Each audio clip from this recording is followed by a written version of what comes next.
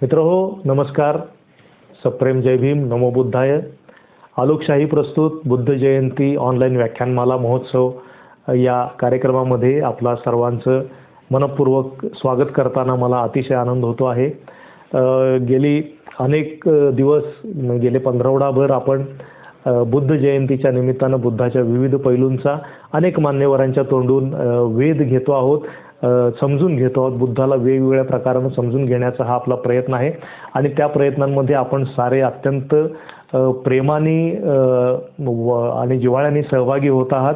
ही आमच्यासाठी महत्त्वाची गोष्ट आहे आणि असाच एक विषय घेऊन आज आम्ही आपल्यासमोर आलेलो आहोत. मित्रांनो, डॉक्टर बाबासाहेब आंबेडकरांनी या भारतभूमीला आणि आपल्या देशाला बुद्धाशी जोडण्याची एक अतिशय महान स्वरूपाची कामगिरी बजावलेली आहे. 1956 मध्ये त्यांनी आपल्या अनुयायांसह बौद्ध धम्माची दीक्षा घेऊन केवळ धम्मचक्र परिवर्तन घडवलं असं नव्हे, तर मूळ याच भूमीतील असलेल्या बुद्धाच्या धम्माचं पुनरुज्जीवन करण्याचं महत्त्वाचं कार्य डॉक्टर बाबासाहेब आंबेडकरांनी केल्याचं आपल्याला लक्षात येतं. तत्पूर्वी भारतीय राज्यघटनेच्या माध्यमातून सुद्धा स्वातंत्र्य, समता, बंधुता या मानवी मूल्यांची देणगी या देशाला प्रदान करीत असताना एक प्रकारे बुद्धाच्या धम्माच्या मूलतत्वांची देणगीच जणू बाबासाहेबांनी या देशवासियांना भेट दिलेली आहे असं आपल्याला म्हणता येईल, असं आपल्या लक्षात येईल. धम्माचं पुनरुज्जीवन करीत असताना सुद्धा येथील जनमानसाची सुमारे 21 वर्ष त्यांनी मशागत केलेली होती आणि आधुनिक काळाशी सुसंगत अशा प्रकारचा धम्म त्यांनी आपल्याला प्रदान केलेला आहे. बाबासाहेबांनी आपल्याला दिलेल्या याच धम्माविषयी सविस्तर विवेचन करणार आहेत प्राध्यापक गिरीश मोरे सर. प्राध्यापक मोरे हे उत्तम मराठी साहित्यिक समीक्षक तर आहेतच, त्याचबरोबर आंबेडकरवादाचे समकालीन परिप्रेक्ष्यातून विश्लेषण करणारे ते एक महत्त्वाचे विचारवंत म्हणून सुद्धा आपण सगळे त्यांच्याकडे पाहतो. मला आपल्याला सांगताना आनंद वाटतो आहे की ही व्याख्यानमाला आपल्यापर्यंत पोहोचवण्यासाठी त्यांनी दिलेलं प्रोत्साहन हे आमच्यासाठी खूप मोलाचं ठरलेलं आहे. त्यांनी दाखवलेलं प्रेम आणि दिलेलं सक्रिय सहकार्य याविषयी ऋण व्यक्त करणं आम्ही आमचं म्हणूनच कर्तव्य मानतो. तर मित्रहो, ऐकूया डॉक्टर गिरीश मोरे यांच्या तोंडून डॉक्टर बाबासाहेब आंबेडकर यांचा बुद्ध आणि त्याचा धम्म.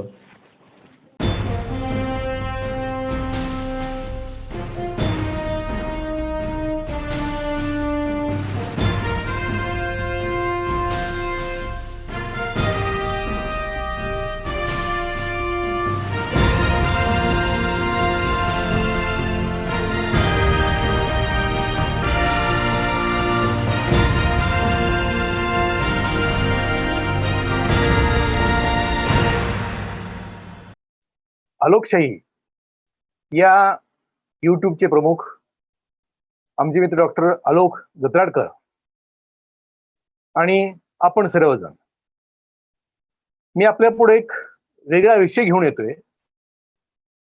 वस्तुतः डॉक्टर बाबासाहेब आंबेडकर आणि बुद्ध आणि त्यांचा धम्म या विषयावर वेगवेगळ्या पैलूनं आपली विचार मांडणी झालेली आहे. परंतु मला असं वाटलं की आपण या विषयाकडे वेगळ्या बाजूने पाहावं. मला असं वाटलं की बाबासाहेब आंबेडकरांनी बुद्ध आणि त्यांचा धम्म हे पुस्तक लिहिलं. हे पुस्तक लिहिताना त्यांच्यापुढे काहीतरी हेतू असला पाहिजे, उद्दिष्ट असलं पाहिजे आणि ते उद्दिष्ट साध्य करण्यासाठी बाबासाहेब आंबेडकर काही एक प्रयत्नशील असले पाहिजे. किंबहुना बुद्ध आणि त्यांचा धम्म हे पुस्तक काही 1-2 वर्षातील लेखन नाही. साधारणतः 1950 पासून पुढचा 1956 पर्यंतचा हा काळ डॉक्टर बाबासाहेब आंबेडकर या पुस्तकाविषयी लेखन करीत होते. पण असं असलं तरी सुद्धा त्याच्या पूर्वीचा भाग, 1950 पूर्वीचा भाग हा बाबासाहेब आंबेडकरांनी बुद्धावरचं काही चिंतन केलं असलं पाहिजे, त्यांच्या धम्मावर काहीतरी चिंतन केलं असलं पाहिजे. म्हणजे सहज उठावं आणि एक पुस्तक लिहावं असा भाग बुद्ध आणि त्यांचा धम्म या पुस्तकाबाबत झालेला नाही. मुळात बाबासाहेब आंबेडकर हे अत्यंत वैज्ञानिक आणि शास्त्रीय स्वरूपाचे संशोधक होते. त्यांची आतापर्यंतची पुस्तकं जर आपण अभ्यासली तर ते पुरावे देत देत, संदर्भ देत देत त्या पुस्तकाचं लेखन करतायत, किंबहुना आपला लेख सुद्धा लिहितायत. या पुस्तकाबाबत सुद्धा हेच झालं असणार, हे निर्विवाद सत्य आहे. म्हणून मला अशी उत्सुकता निर्माण झाली की बाबासाहेब आंबेडकरांचा या पुस्तकाकडे जो प्रवास झाला, हा प्रवास मुळातून तपासून घ्यावा. या प्रवासाचा आरंभ कुठून झाला आणि शेवट कशा तऱ्हेने या पुस्तकापर्यंत झाला, हे तपासून पाहावं या जिज्ञासेपोटी मी या विषयाकडे वळलेलो आहे. म्हणजे 15 मार्च 1956 रोजी दी बुद्ध अँड हिज धम्म हे इंग्रजी पुस्तक लिहून पूर्ण झालेलं आहे. ते जिवंत असताना हे पुस्तक प्रकाशित झालेलं नाही. त्यांच्या महापरिनिर्वाणानंतर पीपल्स एज्युकेशन सोसायटीनं हे कार्य पूर्ण केलेलं आहे. त्याचा मराठी अनुवाद नंतर हिंदीत, पंजाबीत असं झालेलं आहेच. किंबहुना आज सुद्धा अनेक भाषांमध्ये याचं भाषांतर करणं सुरू आहे. एक मात्र निश्चित की या पुस्तकामुळं संबंध भारतवर्षाला आणि जगाला सुद्धा एक वेगळा बुद्ध पाहायला मिळालेला आहे. वस्तुतः गौतम बुद्धाची शिकवणी ही मौखिक स्वरूपातली होती. ते उपदेश करायचे, लोक ऐकायचे, प्रश्न विचारायचे आणि प्रश्नांची उत्तर बुद्ध द्यायचे. अशा वेळी लिहिणं हे त्यांना महत्वाचं वाटलेलं नाही. कारण सांगण्यामुळं जेवढा तात्काळ प्रभाव होतो तेवढं लिहिण्यामुळं होत नसावा. आणि प्रारंभी त्यांना ऐकणाऱ्यामध्ये 5 साधू संन्यासीच होते आणि हळूहळू त्यांचा शिष्यवर्ग वाढत गेला. भिक्खूंचा संघ झाला. संघामध्ये अनेक माणसांनी प्रवेश घेतलेला आहे आणि अशा अनेक माणसांपुढं गौतम बुद्ध हे मौखिक स्वरूपात लोकांना सांगायचे. म्हणजे वैदिक परंपरेची एक बाब इथं पूर्णपणे संपलेली आहे. वैदिक परंपरा ही पठन परंपरेवर आधारलेली होती. वेदांचं पठन करणं हे प्रामुख्यानं वैदिक संस्कृतीचं एक वैशिष्ट्य होतं. गौतम बुद्धाने पठन परंपरा नाकारलेली आहे आणि लोकांबरोबर संभाषणाची भाषा जी पाली भाषा आहे त्या भाषेतून ते व्यक्त होऊ लागले. इथं पठणाचा कुठलाही भाग नव्हता. त्यामुळे बुद्धानं सांगितलेलं लिहून काढणं असा काही प्रकार त्या काळात झालेला नाही. म्हणून बुद्ध जिवंत असेपर्यंत त्यांचे विचार लिहून काढण्याचा असा काही प्रकार झालेला नव्हता. त्यांच्या निर्वाणानंतर मात्र शिष्य आणि बुद्धासंबंधीच्या काही आपल्या आठवणी लिहून काढल्या असतील, परंतु ह्या आठवणी आज तरी आपल्याला उपलब्ध नाहीत. एक मात्र खरं की पुढे 400 वर्षानंतर म्हणजे इसवी सन पूर्व 3ऱ्या शतकामध्ये बौद्ध वाङ्मय निर्माण झालेलं आहे. म्हणजे त्यासाठी 400 वर्षाचा कालावधी गेलेला आहे. आणि मग हे बौद्ध वाङ्मय लिखित स्वरूपात सर्वांपुढे आलेलं आहे. त्याच्या आधारे पुन्हा बुद्धाचे चरित्र लिहिणं म्हणा, धम्माचं स्वरूप समजून घेणं म्हणा, अशा अनेक क्लिष्ट गोष्टी पुढच्या काळात झालेल्या आहेत. अनेक लोकांनी बुद्धाविषयी लिहिलेलं आहे. पण हे सगळं लिहित असताना पाली भाषेतील बौद्ध वाङ्मय हा एकमेव आधार या सगळ्यांपुढे होता. परंतु बौद्ध वाङ्मयाकडे जर आपण धार्मिक दृष्टिकोनातून पाहिलं तर बुद्धाचं चरित्र किंवा बुद्धाचा धम्म हा शास्त्रीय स्वरूपात लोकांपुढे येणार नाही, हे खरंच आहे. हे डॉक्टर बाबासाहेब आंबेडकरांनी ओळखलेलं होतं. त्यामुळे गौतम बुद्धाचा मार्ग शोधणं, धम्माचा शोध घेणं हे एवढं सोपं कार्य नव्हतं. हे बाबासाहेबांनाही माहित होतं.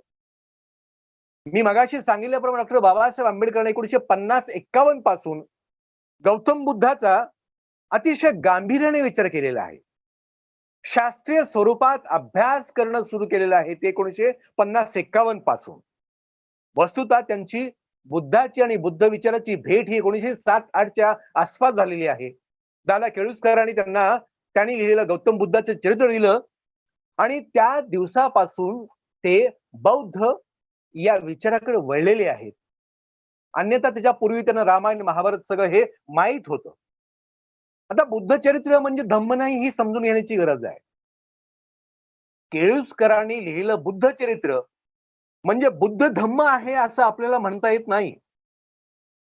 कारण ती बुद्ध धम्माची एक तोंड ओळख होती असं आपल्याला म्हणता येईल.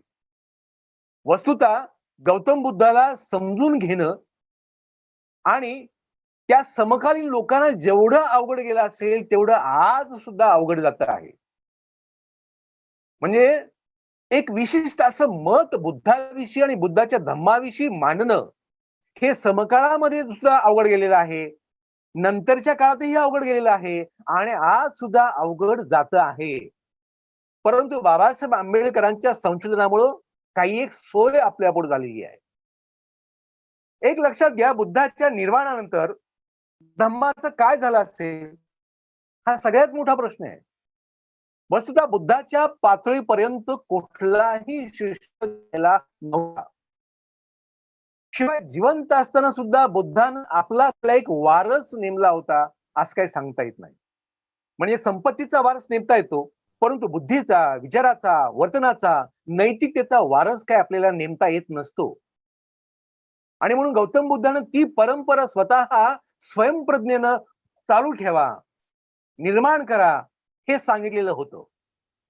त्यामुळे बुद्धानंतर धम्माचं काय हा प्रश्न गौतम बुद्धांना सुद्धा पडलेला नव्हता. तर गौतम बुद्धांना माहित होतं माझ्यानंतर मी नाही, पण मी दाखवलेला मार्ग हा धम्म मार्ग निश्चित असणार आहे. बाबासाहेब आंबेडकर लिहितात, अंतकाळी भगवंताला त्यांच्या शिष्याने विचारलेलं आहे, भगवंत तुम्ही गेल्यानंतर तुमच्या पश्चात या धर्माचं काय होणार, याला कुणीतरी शास्त्र ठेवा. तेव्हा भगवंतानं उत्तर दिलेलं आहे, माझ्या गैरहजेरीत धर्म हाच तुमचा शास्त्र आहे. विशुद्ध मनाने घेतलेला धर्म हा तुमचा शास्त्र. शास्त्र म्हणजे खर तर एक नियंत्रक किंवा शासक किंवा पुढे चालू ठेवणारा. याचा अर्थ बुद्धाने सांगितलेले विचार, दाखवलेला धम्म हाच सर्वांसाठी उपलब्ध होता. तो लिखित स्वरूपात नव्हता, ही सगळ्यात अवघड गोष्ट होती हे आपल्याला स्वीकारावं लागतं. बुद्धाच्या निर्वाणानंतर त्यांच्या शिष्याने धम्माचा प्रसार केला. आपापल्या परीनं धम्मविचार टिकवून ठेवण्याचा प्रयत्न केला. बुद्धाने मूर्तीपूजा नाकारलेली होती. त्यामुळं कोणाला स्मरण करून आपण बुद्धाचा विचार आठवायचा हा सगळ्यात मोठा प्रश्न होता. बुद्धाचा चेहरा आठवायचा की बुद्धाचं एखादं प्रतीक निर्माण करायचं हा पेच निर्माण झाला. आणि म्हणून त्यातूनच आपण प्रतीक निर्माण करून बुद्धाचा विचार आठवायचं, बुद्धाच्या विचाराचा प्रसार करायचा हा प्रयत्न पुढे झाला. आणि मला वाटतं त्यातूनच हिनयान पंथ निर्माण झाला. काही लोकांना वाटलं की आपण बुद्धाचं शरीर महत्वाचं आहे, बुद्धाचे अवयव महत्वाचे आहेत, बुद्धाची मूर्ती महत्वाची आहे आणि त्या मूर्तीच्या आधारेच आपण बुद्धाचा विचार आपण प्रसारित करू शकतो. यातून महायान पंथ निर्माण झाला आणि महायान पंथाबरोबर थेरवाद सुद्धा निर्माण झाला, वज्रयान पंथ निर्माण झालेला आहे. आणि 1956 मध्ये बाबासाहेबांनी एक नवीनच पंथ निर्माण केला, त्याला त्यांनी नवयान असं म्हटलेलं आहे. परंतु थेरवाद किंबहुना वज्रयान हे पंथ तंत्रावर, तांत्रिकतेवर आधारलेले होते. आपण या पंथाच्या वादांमध्ये न पडता गौतम बुद्धाने जो दिलेला मार्ग आहे तो विशुद्ध स्वरूपाचा कसा असेल याचा प्रयत्न कुणी कुणी केला होता. तर सगळ्यात महत्वाची गोष्ट येते, गौतम बुद्धाचा हा विशुद्ध मार्ग निर्माण करणं, शोधून काढणं, त्यावर संशोधन करणं याचा एकमेव प्रयत्न डॉक्टर बाबासाहेब आंबेडकरांनी केला होता. अन्य विद्वानांनी पालीतलं बौद्ध वाङ्मय अभ्यासलं, ते आपापल्या भाषेमध्ये मांडण्याचा प्रयत्न केलेला आहे. परंतु त्या अनेक गाथांमधून किंबहुना अनेक कथांमधून, जातक कथांमधून, दंत कथांमधून, पुराण मिथ्स मधून बुद्धाचा विचार कसा नेमका शोधायचा हे बाबासाहेबांनी जेवढं केलेलं आहे तेवढं अन्य कोणी विद्वानांनी केलेलं आहे असं आपल्याला धाडसानं म्हणता येत नाही. म्हणून गौतम बुद्धानंतर 400 वर्षानंतर बौद्ध वाङ्मय निर्माण झालं, पाली वाङ्मय निर्माण झालेलं आहे आणि पाली भाषेतील जेवढे म्हणून ग्रंथ होते त्या सगळ्या ग्रंथांवर नजर टाकली तर बाबासाहेब म्हणतात त्या पद्धतीनं त्रिपिटक हा ग्रंथ पालीतला जो अत्यंत प्राचीन ग्रंथ आहे आणि या प्राचीन ग्रंथाच्या आधारे आपल्याला काही एक वाट शोधता येऊ शकते. वस्तुतः या त्रिपिटकाचे 3 भाग आपल्या सर्वांना माहित आहेत.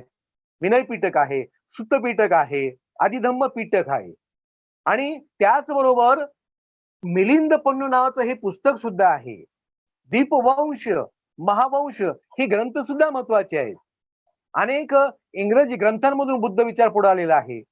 संस्कृत ग्रंथ आहेत, तिबेटी ग्रंथ आहेत, चिनी आहेत, ब्रह्मी, सिंहली, जपानी आणि मराठी भाषेतून सुद्धा बुद्धाविषयी काही ग्रंथ निर्माण झाले होते. बाबासाहेबांनी अश्वघोष यांचा बुद्धचरित सुद्धा अभ्यास केलं होतं. म्हणजे कनिष्क राजाच्या दरबारात असलेला हा अश्वघोष बुद्धाला अत्यंत वेगळ्या तऱ्हेने मांडतो आहे आणि बाबासाहेबांना सुद्धा अश्वघोष हा महत्वाचा वाटतो. त्यांनी लिहिलेलं चरित्र महत्वाचं वाटतं आहे. आपल्याकडं मराठी संतांनी सुद्धा बुद्धाविषयी काही रचलेलं आहे आणि हे सगळं रचलेलं खरं तर बाबासाहेब आंबेडकरांनी स्वीकारलं का नाही ही सगळ्यात महत्वाची गोष्ट आहे. आता संत बहिणाबाईंचा उल्लेख आपल्याला करता येतो की ज्यांनी बुद्धाविषयी म्हटलेलं आहे, कलयुगी हरी बुद्ध रूपधारी तुकोबा शरीरी प्रवेशला. बुद्धाला अवतार स्वरूपात म्हटलेलं आहे. संत बंका नावाचा होऊन गेलेला आहे. संत बंका काय म्हणतो, एकोणी बंका करीत उत्तर बौद्ध अवतार पांडुरंग. तुकाराम सुद्धा बुद्धाविषयी म्हणतात, बुद्ध अवतार माझ्या अदृष्टा मौन्य मुख्य निष्ठा धरियेली तोडावया अवघ्या चष्टांचा संबंध. मला वाटतं नामदेवानी सुद्धा बुद्धाला अवतारच म्हटलेला आहे. हे सगळ्या संतांनी बुद्धाला अवतार म्हटलेलं आहे. वस्तुनिष्ठ स्वरूपात बुद्ध हा माणूस होता हे कुठल्या संतानं मांडलेलं मला वाचण्यात आलेलं नाही. गौतम बुद्धाच्या हयातीत त्याचा चुलत भाऊ देवदत्त हा खूप वेगळ्या विचारसरणीचा होता. बुद्ध हे लोकशाहीवादी होते तर देवदत्त हा हुकुमशाही प्रवृत्तीचा होता. देवदत्तानं आपला स्वतंत्र गट निर्माण केलेला आहे. बुद्धानंतर असे संघभेद निर्माण झालेले होते आणि या संघभेदातून वेगवेगळे विचार बुद्धाविषयी धम्माविषयी निर्माण झालेले होते आणि ह्या सगळ्या गोंधळातून अचूक असा बुद्ध शोधणं हे काम बुद्ध आणि धम्म या पुस्तकामध्ये डॉक्टर बाबासाहेब आंबेडकरांनी केलेलं आहे. वस्तुतः पूर्वीच्या काळामध्ये ओम मणी पद्मेहू अशा तऱ्हेने बाबासाहेबांनी अभिवादन करण्याचा प्रघात मांडले होता. पुढच्या काळामध्ये मात्र हा प्रघात त्यांनी काही ठेवलेला नाही असंही तुम्हाला लक्षात येईल. म्हणजे ओम मनी पद्मेहू ही मला वाटतं वज्रयान पंथातून महायान पद्धतीतून पुढे आलेले सगळे हे मंत्र आहेत. डॉक्टर बाबासाहेब आंबेडकरांचा बुद्ध संशोधनाचा जो मार्ग आहे तो इतका साधा सोपा सरळ नाही. विविध पंथांमधून त्यांनी पाली भाषेतील वाङ्मयातून त्यांनी अचूक अशी बुद्ध विचाराची सुटका करून घेतलेली आहे, सुटका केलेली आहे असंही आपल्याला म्हणता येईल. आणि म्हणून बाबासाहेब आंबेडकरांचं धर्मांतर, बाबासाहेब आंबेडकरांचं बुद्ध धर्माकडे असलेला ओढा हा सगळा जर समजून घेतला तर लक्षात येईल की 1956 मध्ये त्यांनी बौद्ध धम्म हा स्वीकारलेला असला तरी सुद्धा हे स्वीकारणं ही साधी गोष्ट नाही. एका नव्या जीवनामध्ये बाबासाहेब आंबेडकर प्रवास करीत होते, प्रवेश करीत होते आणि एका जुन्या व्यवस्थेला त्यांनी दूर सारलेलं होतं. एका जुन्या व्यवस्थेतून नव्या जीवनामध्ये बाबासाहेब आंबेडकर प्रवेश करीत होते, प्रवास करीत होते आणि हे करत असताना ते एकटे नव्हते ही सगळ्यात महत्वाची गोष्ट आहे. मला सांगायला आनंद वाटतो की आपल्या भारतामध्ये अनेक विचारवंत होऊन गेलेत ज्यांनी बौद्ध धम्माविषयी अभ्यास केलेला आहे, पुस्तकं लिहिलेली आहेत, बौद्ध धम्माचा स्वीकार सुद्धा केलेला आहे. पण एकमेव बाबासाहेब आंबेडकर असे आहेत की त्यांनी केवळ बौद्ध धम्माविषयी पुस्तकं लिहिलेली नाहीत, संशोधन केलेलं नाही, बौद्ध धम्माचा अंगीकारही केलेला आहे, पण एकट्याने केलेला नाही. लाखो अनुयायांसह बौद्ध धम्म स्वीकारलेला आहे. म्हणजे बौद्ध धम्म हा व्यापक स्वरूपात, समूहाच्या स्वरूपात जागतिक पातळीवर नेण्याचं काम भारतीय विचारवंत तत्वज्ञ डॉक्टर बाबासाहेब आंबेडकरांनी केलेलं आहे. हे अत्यंत उल्लेखनीय बाब आपल्याला म्हणता येईल. त्यामुळं एक लक्षात येतं की महाराष्ट्रामध्ये चक्रधर नावाच्या माणसानं महानुभाव पंथ स्थापन केलेला आहे. तत्कालीन समाज व्यवस्था त्याला कारणीभूत होती. त्याच्या पूर्वी इसवी सन पूर्व 6व्या शतकामध्ये गौतम बुद्धाने नवीन व्यवस्था निर्माण केली. याला सुद्धा तत्कालीन व्यवस्था कारणीभूत होती. आणि बाबासाहेब आंबेडकरांनी सुद्धा 19व्या शतकामध्ये 20व्या शतकामध्ये एक नवीन बुद्ध आपल्या पुढे दिलेला आहे, जो होता परंतु तो झाकळलेला होता. याला कारण सुद्धा काय आहे, तर त्या काळातली व्यवस्था, म्हणजे त्या व्यवस्थेला दिलेली ही प्रतिक्रिया होती असं आपल्याला म्हणता येईल. बहिष्कृत भारत हे पाक्षिक 1927 मध्ये सुरू केलेलं आहे. त्याच्यापूर्वी 1920 मध्ये मुकनायक हे पाक्षिक सुरू केलेलं आहे. बाबासाहेब आंबेडकरांनी या पाक्षिकांमधून धर्मांतर आणि गौतम बुद्ध यांच्याविषयी लेखन सुरू केलेलं होतं. म्हणजे जरी 1907 आणि 8 मध्ये त्यांना बुद्ध चरित्राची ओळख झाली असली तरी सुद्धा प्रत्यक्ष 1927 1920 पासून बाबासाहेब आंबेडकर हे धर्मांतराच्या माध्यमातून बुद्धाकडं हळू जात होते, प्रवास करीत होते, हे आपल्याला समजून घ्यावं लागतं. 14 फेब्रुवारी 1920च्या मूक नायकाला बाबासाहेब आंबेडकरांनी मीरत या शहरामध्ये घडलेला एक वृत्तांत दिलेला आहे. मीरत शहर, त्यात लाला बुद्ध प्रकाश या हिंदूच्या घरी हिंदू मुसलमान यांचं सहभोजन झालेलं आहे. त्याविषयी बाबासाहेब म्हणतात मूकनायक मध्ये, हिंदूत गणलेल्या 6 कोटी बहिष्कृत समाजाशी सहभोजन न करता ब्राह्मणांनी बिनबोभाट परधर्मीयाच्या पंक्तीस बसून भोजन करणं हा केवढा मोठा अधमपणा आहे. म्हणजे स्वधर्मातील अस्पृश्य गणलेल्या माणसासोबत सहभोजन करावं असं वाटत नाही यांना, परंतु परधर्मी असलेले मुस्लिम यांच्या बरोबर मात्र सहभोजन करावं असं वाटतं. याचा अर्थ स्वधर्मीयांना ते किती हीन लेखतात ही व्यवस्था डॉक्टर बाबासाहेब आंबेडकरांनी 14 फेब्रुवारी 1920च्या मूकनायकात मांडलेली आहे. तर 31 जुलै 1920च्या मूकनायकात बाबासाहेब आंबेडकरांनी सांगितलेलं आहे, शंकराचार्य असा एक शीर्षकाचा अग्रलेख लिहिला आणि आपले मत नोंदवून पहिल्यांदा ते म्हणतात, गौतम बुद्धाचा संदर्भ करत त्यांनी त्या लेखा दिलेला आहे. ते म्हणतात, बुद्धांनी आपल्या जाती भेद खंडक व प्रेम आणि ऐक्यवर्धक असा नवीनच पंथ काढला. कोणी? बुद्धांनी आपला जातीभेद खंडक व प्रेम आणि ऐक्यवर्धक असा नवीनच पंथ काढला. त्यांची 3 तत्वे मनोविग्रह, भूतदया आणि अहिंसा ही त्यांनी लोकांपुढे मांडली. 31 जुलै 1920चा मूकनायक मी तुम्हाला सांगतोय. म्हणजे या काळात बाबासाहेब आंबेडकर हे गौतम बुद्धाची विचारसरणी समजून घेत होते, अग्रलेखातून ते मांडत होते असं आपल्याला म्हणता येईल. 3 जून 1927चा बहिष्कृत भारत जर वाचला तर त्याच्यामध्ये एक लेख आहे, अस्पृश्यता निवारणाचा पोरखेळ. या अग्रलेखामध्ये बाबासाहेब आंबेडकरांनी गौतम बुद्धाचा स्पष्ट उल्लेख केलेला आहे. ते म्हणतात, प्राचीन काळी प्रथमतः गौतम बुद्धाने अस्पृश्यता निवारणाची मुहूर्त मेढ रोवली. म्हणजे बघा, बाबासाहेब आंबेडकरांनी बहिष्कृत भारत या नियतकालिकामध्ये 3 जून 1927 मध्ये सुद्धा बुद्धाविषयी थोडस काहीतरी विवेचन करण्याचा प्रयत्न केलेला आहे. परंतु हे सगळं विवेचन हे बाबासाहेबांचं संशोधन होतं असं आपल्याला म्हणता येत नाही. 1927च्या बहिष्कृत भारतामध्ये ते म्हणतात, आज हिंदू धर्मावर अस्पृश्य लोकांनी बहिष्कार पुकारला व मुसलमानी धर्माची दीक्षा घेतली तर हिंदू समाजाचे काय होईल याचा अस्पृश्य हिंदूंनी अवश्य विचार करावा. अस्पृश्य लोकांनी धर्मांतर केले तर त्यात काय वाईट झाले. म्हणजे भारतामध्ये महाराष्ट्रात धर्मांतराची प्रक्रिया सुरू होती, हे बाबासाहेब बारकाईनं पाहत होते. अनेक माणसं धर्मांतर करण्याच्या प्रक्रियेमध्ये लागलेले होते. याला कारण हिंदू धर्मानं या समाजाला दिलेली वाईट वागणूक आहे.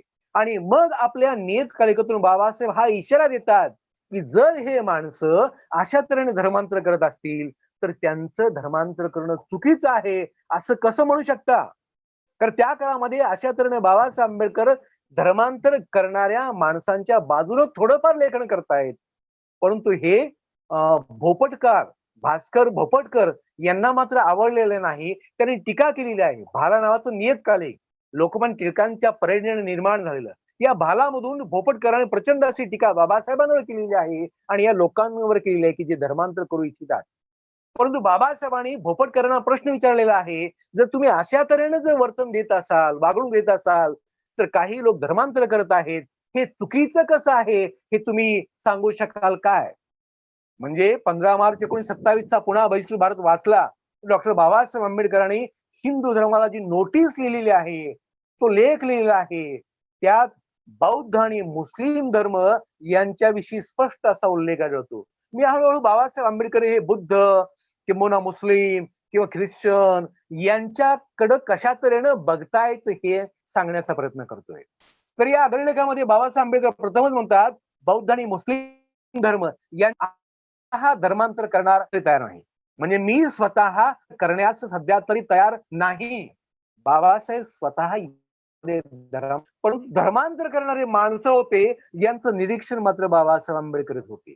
आणि मला वाटतं जळगावमध्ये 5,000 महार लोक हे हिंदू धर्मातून बाहेर पडण्याची तयारी करत होते. याच्याकडे बाबासाहेबांचं लक्ष होतं. बाबासाहेब आंबेडकर त्यांना सूचना करतात, धर्मांतर करायचंच असेल तर मुसलमान तुम्हाला मोक्षासाठी धर्मांतर करायचं नाही. कोणत्या धर्माची तत्वे विशेष संयुक्तिक आहेत याविषयीचा हा प्रश्न नाही, तर धर्मांतर करण्यात आपली अस्पृश्यता घालवणे हाच तुमचा उद्देश आहे. आणि हा उद्देश प्रार्थना समाजिस्ट किंवा आर्य समाजिस्ट किंवा बौद्ध धर्मीय होऊन सुद्धा साधावयाचा ना व्यवहार दृष्ट्या हिंदूच समजले जाल. मुसलमानी धर्मात मात्र सर्वांना आत्मसात करण्याचे सामर्थ्य आहे. मुसलमान समाज स्वकीयांविषयी जाज्वल्य अभिमान बाळगणारा व स्वकीयांच्या साह्याला धावून जाणार आहे. मला वाटतं या विवेचनामध्ये महत्वाचं वाक्य मला आकर्षित करत आहे. कुठलं? तर बौद्ध धर्म होऊन सुद्धा तुमचा हेतू साध्य होणार नाही. कोणताही हेतू साध्य होणार नाही, अस्पृश्यता संपणार नाही. म्हणजे बौद्ध धर्म स्वीकारू नका, आर्य समाजिस्ट होऊ नका, प्रार्थना समाजिस्ट होऊ नका, पण मुसलमान धर्म तुम्ही होऊ शकता. अशा तऱ्हेची सूचना बाबासाहेब आंबेडकर 1927च्या मार्च महिन्यातल्या भारतामध्ये लिहितात. याचा अर्थ बाबासाहेबांनी बुद्ध आणि मुस्लिम धर्माविषयी आपलं मत स्पष्ट केलेलं आहे. आरंभी ते म्हणतात की अस्पृश्यता घालवण्याचा हेतू किंवा उद्देश बौद्ध होऊन साध्य होणार नाही. म्हणजे हे सगळं जे विधान आहे ते बाबासाहेब आंबेडकरांचे पूर्णतः संशोधन करण्यापूर्वीचे आहेत, संशोधन केल्यानंतरचे नाहीत. म्हणजे या काळात बाबासाहेब आंबेडकर हे बौद्ध धम्माविषयीच संशोधन करीत नव्हते, तर केवळ त्यांनी ते पुस्तक वाचलेले होते. काय की बाबासाहेब आंबेडकर हे बाजूनं नव्हते, जळगावच्या महार लोकांना मात्र ते सूचना करीत होते. ऐवजी किंवा प्रार्थना समाजाऐवजी किंवा आर्य समाजाऐवजी मुस्लिम धर्माकडे होता असं आपल्याला सूचित करता येतं. म्हणजे हे का असं झालं असेल, तर बाबासाहेब आंबेडकरांनी सूचना दिल्यानंतर, अग्रलेखातून मांडणी केल्यानंतर आणि 500 पैकी 12 महाराणी मुस्लिम धर्म स्वीकारल्यानंतर तिथल्या काही लोकांनी मात्र अस्पृश्य लोकांसाठी सार्वजनिक विहिरी या उघड केलेल्या आहेत, खुल्या केलेल्या आहेत. म्हणजे नाक दाबलं की तोंड उघडतं अशा तऱ्हेचा सगळा व्यवहार या काळात होता. म्हणजे केवळ धर्मांतर करण्याची सूचना देणं किंवा 5-6 महाराणी 12 महाराणी धर्मांतर करणं एवढी साधी गोष्ट ही अस्पृश्य लोकांना हादरवून टाकू शकते, त्यांच्यामध्ये काही जाणीव निर्माण होऊ शकते. याकडे बाबासाहेबांचं लक्ष होतं. कारण त्या काळामध्ये 2 सार्वजनिक विहिरी पूर्वाश्रुप अस्पृश्य असलेल्या महारांच्या उपयोगासाठी खुल्या केलेल्या होत्या. आणि म्हणून नाक दाबल्याशिवाय तोंड उघडता येत नाही असं शीर्षक देऊन बाबासाहेब आंबेडकरांनी हा लेख लिहिला होता. आणि बहिष्कृत भारतामधील या लेखाची दखल त्या काळात भालाकार याने घेतली होती, भोपटकर यांनी सुद्धा घेतलेली होती. आणि त्यांना सुद्धा बाबासाहेब आंबेडकरांनी त्यावेळी उत्तर दिलेली आहेत. कारण भालाकर प्रभोवती असे अनेक माणसं त्या काळात बाबासाहेबांवर टीका करत होती की बाबासाहेब हे त्या मुस्लिम धर्मांतर करणाऱ्या लोकांची बाजू घेत आहेत.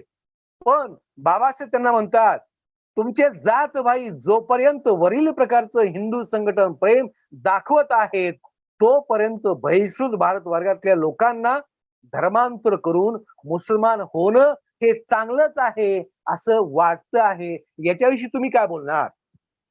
म्हणजे हे सगळं विवेचन हे बौद्ध संशोधनाच्या पूर्वीच आहे असं आपल्याला पुन्हा पुन्हा लक्षात घ्यावं लागतं.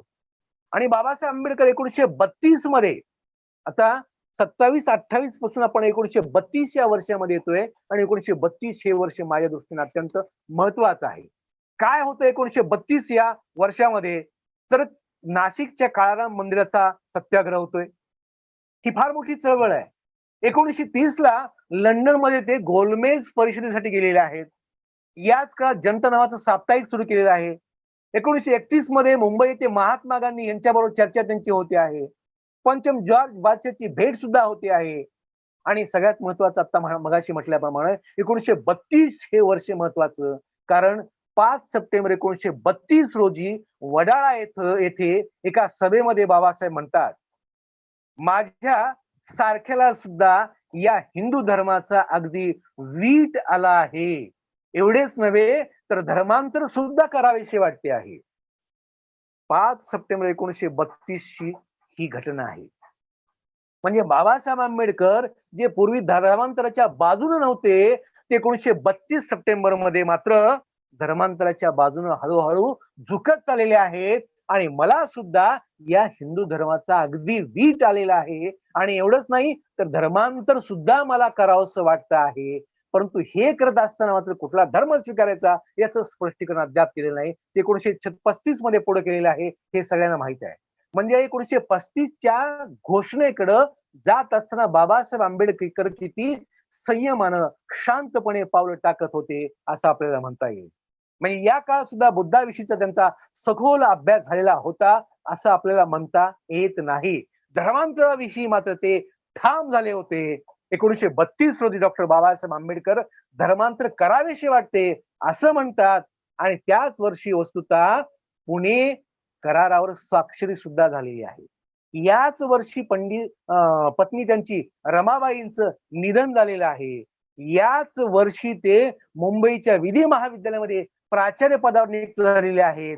म्हणजे ही सगळी धावपळ सुरू असताना बाबासाहेब आंबेडकरांच्या डोक्यामध्ये धर्मांतराचा विषय किती खोलवर रुजत चालला होता. एकाच वेळेस हा माणूस किती किती बाबी आपल्या डोक्यात घेऊन वाटचाल करीत होता हे आपल्याला लक्षात येतं. आणि 13 ऑक्टोबर 1935 हे वर्ष तर सगळ्यांना माहित आहे. रात्री 10 वाजता येवला या ठिकाणी 10,000 समुदायांपुढे बाबासाहेब आंबेडकरांनी जाहीर केलेलं आहे, हिंदू म्हणून घेत मी मरणार नाही. परंतु एक लक्षात घ्यावं लागेल की त्यासाठी कोणता धर्म स्वीकारायचा हे सुद्धा त्यांनी त्यावेळेस स्पष्टपणे नव्हतं असं म्हणत होते. म्हणजे काही वर्षापूर्वी मुस्लिम धर्माविषयी सॉफ्ट बोलणारे बाबासाहेब इथून पुढे मात्र अत्यंत जपून शोधकपणे धर्मांतराविषयी आपली मतं मांडताना आढळतात. म्हणजे अशा तऱ्हेने ते अशाच धर्माच्या शोधात होते की जो धर्म हा समानतेचा हक्क देणारा असेल. शिवाय जो धर्म निवडला जाईल तो एकट्यानं न स्वीकारता सर्वांनी मिळून स्वीकारायचा आहे याच्याविषयी सुद्धा ते प्रचार करीत होते. म्हणजे डॉक्टर बाबासाहेब आंबेडकरांना माहित होतं की कोणताही धर्म स्वीकारला तर लगेच अस्पृश्यता, लगेच जातीभेद हा संपणार नाही. पुणे या ठिकाणी जानेवारी 1936च्या भाषणामध्ये बाबासाहेब आंबेडकर म्हणतात, आम्ही मुसलमान, ख्रिस्त किंवा शीख झालो तरी तेथे आमच्या भवितव्याकरता झगडा करावाच लागणार आहे. म्हणजे कुठलाही धर्म स्वीकारला तरी आम्हाला आमच्या सन्मानासाठी संघर्ष करावाच लागणार आहे. मात्र जातीभेदावर एकमेव उपाय आहे तो म्हणजे धर्मांतर हा उपयोग आहे. आणि 29 फेब्रुवारी 1936 रोजी पनवेल तालुक्यातील चर्मकार समाजाच्या सभेपुढे बाबासाहेब आंबेडकरांनी धर्मांतराच्या विषयीचे विचार मांडले आहेत. बाबासाहेब आंबेडकर त्या काळामध्ये खरं तर वेगवेगळ्या जातीची परिषदा घेत होते आणि धर्मांतराचा प्रचार त्या त्या समाजाच्या त्या त्या जातींच्या परिषदांमध्ये ते करत होते. 1 मे 1936 रोजी वर्धा या ठिकाणी झालेल्या एका कार्यक्रमात त्यांनी तर सरळ सरळ इशारा दिलेला आहे. काय म्हणतात? मुसलमानी अथवा ख्रिस्ती धर्माचा पुरस्कार करण्यास मी अजून कोणास सांगितले नाही. जे कोणी स्वतःच्या जबाबदारीवर मुसलमानी किंवा इतर धर्माचा पुरस्कार करतील ते स्वतः फसतील, याचा जबाबदार मी नाही. धर्मांतराची घोषणा केली खरी, परंतु अमुकच धर्म स्वीकारा असे अजून स्पष्ट केले नाही. तोपर्यंत सर्वांनी धर्मांतराचा प्रचार करीत असावे, पण कोणत्याही विशिष्ट धर्माची तरफदारी करू नये. आपल्या समाजाला, अस्पृश्य बांधवांना, बहिष्कृत बांधवांना ते सांगत होते की अमुकच धर्म स्वीकारायचा अशा तऱ्हेचा विचार करू नका, मात्र धर्मांतर करायचं आहे याचा मात्र प्रचार केला पाहिजे. यावरून बाबासाहेब आंबेडकर हे धर्मांतराचा प्रचार करीत होते. हिंदू समाज व्यवस्थेला एक प्रकारे इशारा देत होते. धर्मांतराचं महत्व पटवून सांगत होते. वेगवेगळ्या जाती धर्मांमध्ये जाऊन धर्मांतराविषयीची मतं आजमावित होते. जातीनिहाय परिषदा घेत होते आणि 1936 हे वर्ष पुन्हा महत्वाचं वाटतं, कारण 1936 हे वर्ष धर्मांतर विचार प्रसारणाचं होतं. 1936 मधल्या मे महिन्यामध्ये 2 मोठ्या घटना घडलेल्या आहेत. मे 1936 मधल्या 2 मोठ्या घटना, त्यातली पहिली आहे जातीचे निर्मूलन भाषण पुस्तक रूपात आलेलं आहे, अॅनिहिलेशन ऑफ कास्ट, जातीचं निर्मूलन. आणि दुसरी घटना आहे 31 मे 1936 ची, ती म्हणजे एक लेख त्यांनी लिहिला आहे, मुक्ती कोण पथे. मुक्ती कोण पथे आणि जातीचं निर्मूलन हे पुस्तक, ह्या 2 अत्यंत महत्वाच्या बाबी आहेत. ज्या महत्वाच्या बाबीवरून एक म्हणता येतं की बाबासाहेब आंबेडकर हे हळूहळू बुद्धाच्या संशोधनाकडे हे वळत होते आणि सखोलपणे त्याची मांडणी करण्याचा ते प्रयत्न करीत होते. 1936च्या या जाती निर्मूलनाच्या पुस्तकामध्ये बाबासाहेब आंबेडकरांनी जाती निर्मूलन का केलं पाहिजे याचं उत्तर दिलेलं आहे. शिवाय या पुस्तकात ते असंही म्हणतात, केवळ पोट जातीचे निर्मूलन करून उपयोगाचं नाही, केवळ पोट जाती संपल्या पाहिजे. किंवा ते असंही म्हणतात, केवळ आंतरजातीय विवाह करून उपयोगाचे नाही, सहभोजन करूनही उपयोगाचं नाही, धार्मिक श्रद्धांच्या विरोधी वर्तन करूनही केवळ उपयोगाचं नाही. मग काय केलं पाहिजे? त्यासाठी एकच गोष्ट केलं पाहिजे, ज्याच्या आश्रयानं जाती पवित्र झाल्या त्या देवाचा व पावित्र्याचा नाश करावा लागेल. म्हणजे केवळ आंतरजाती विवाह करून उपयोगाचं नाही, पोट जाती संपून उपयोगाचं नाही, धार्मिक श्रद्धा नाकारून केवळ चालत नाही, ज्याच्या आधाराने ह्या जाती पवित्र बनलेल्या आहेत, मजबूत झालेल्या आहेत, तो पायाच आपल्याला नाकारायचा आहे. आणि हा एक प्रकारचा सूचक इशारा पुढे 1956 ला त्यांनी पूर्ण केलेला आहे असं आपल्याला म्हणता येतं. धर्मांतराला बाबासाहेबांनी एक नवीन शब्द दिलेला होता. खरं तर आज सुद्धा धर्मांतर की धम्मांतर, धर्मांतर ह्या शब्दाला आजही लोक मान्यता देत नाहीत. अनेक लोक म्हणतात बाबासाहेबांनी धम्म स्वीकारला, याच्यात धम्मांतर कुठं आहे, धर्मांतर कुठं आहे? धर्मांतर करणं म्हणजे एक धर्म सोडून दुसरा धर्म स्वीकारणं.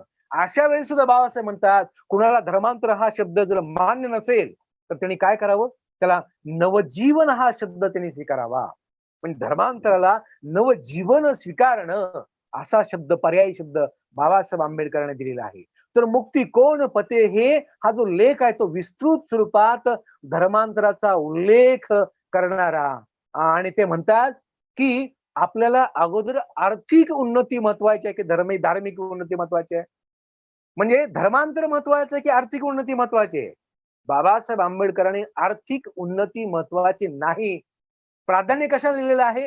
धर्मांतराला प्राधान्य दिलेलं आहे. आर्थिक उन्नतीला प्राधान्य बाबासाहेबांनी दिलेलं नाही. कारण आर्थिक उन्नती ही अस्पृश्यांचा कलंक संपून टाकू शकत नाही, या मताचे बाबासाहेब आंबेडकर होते.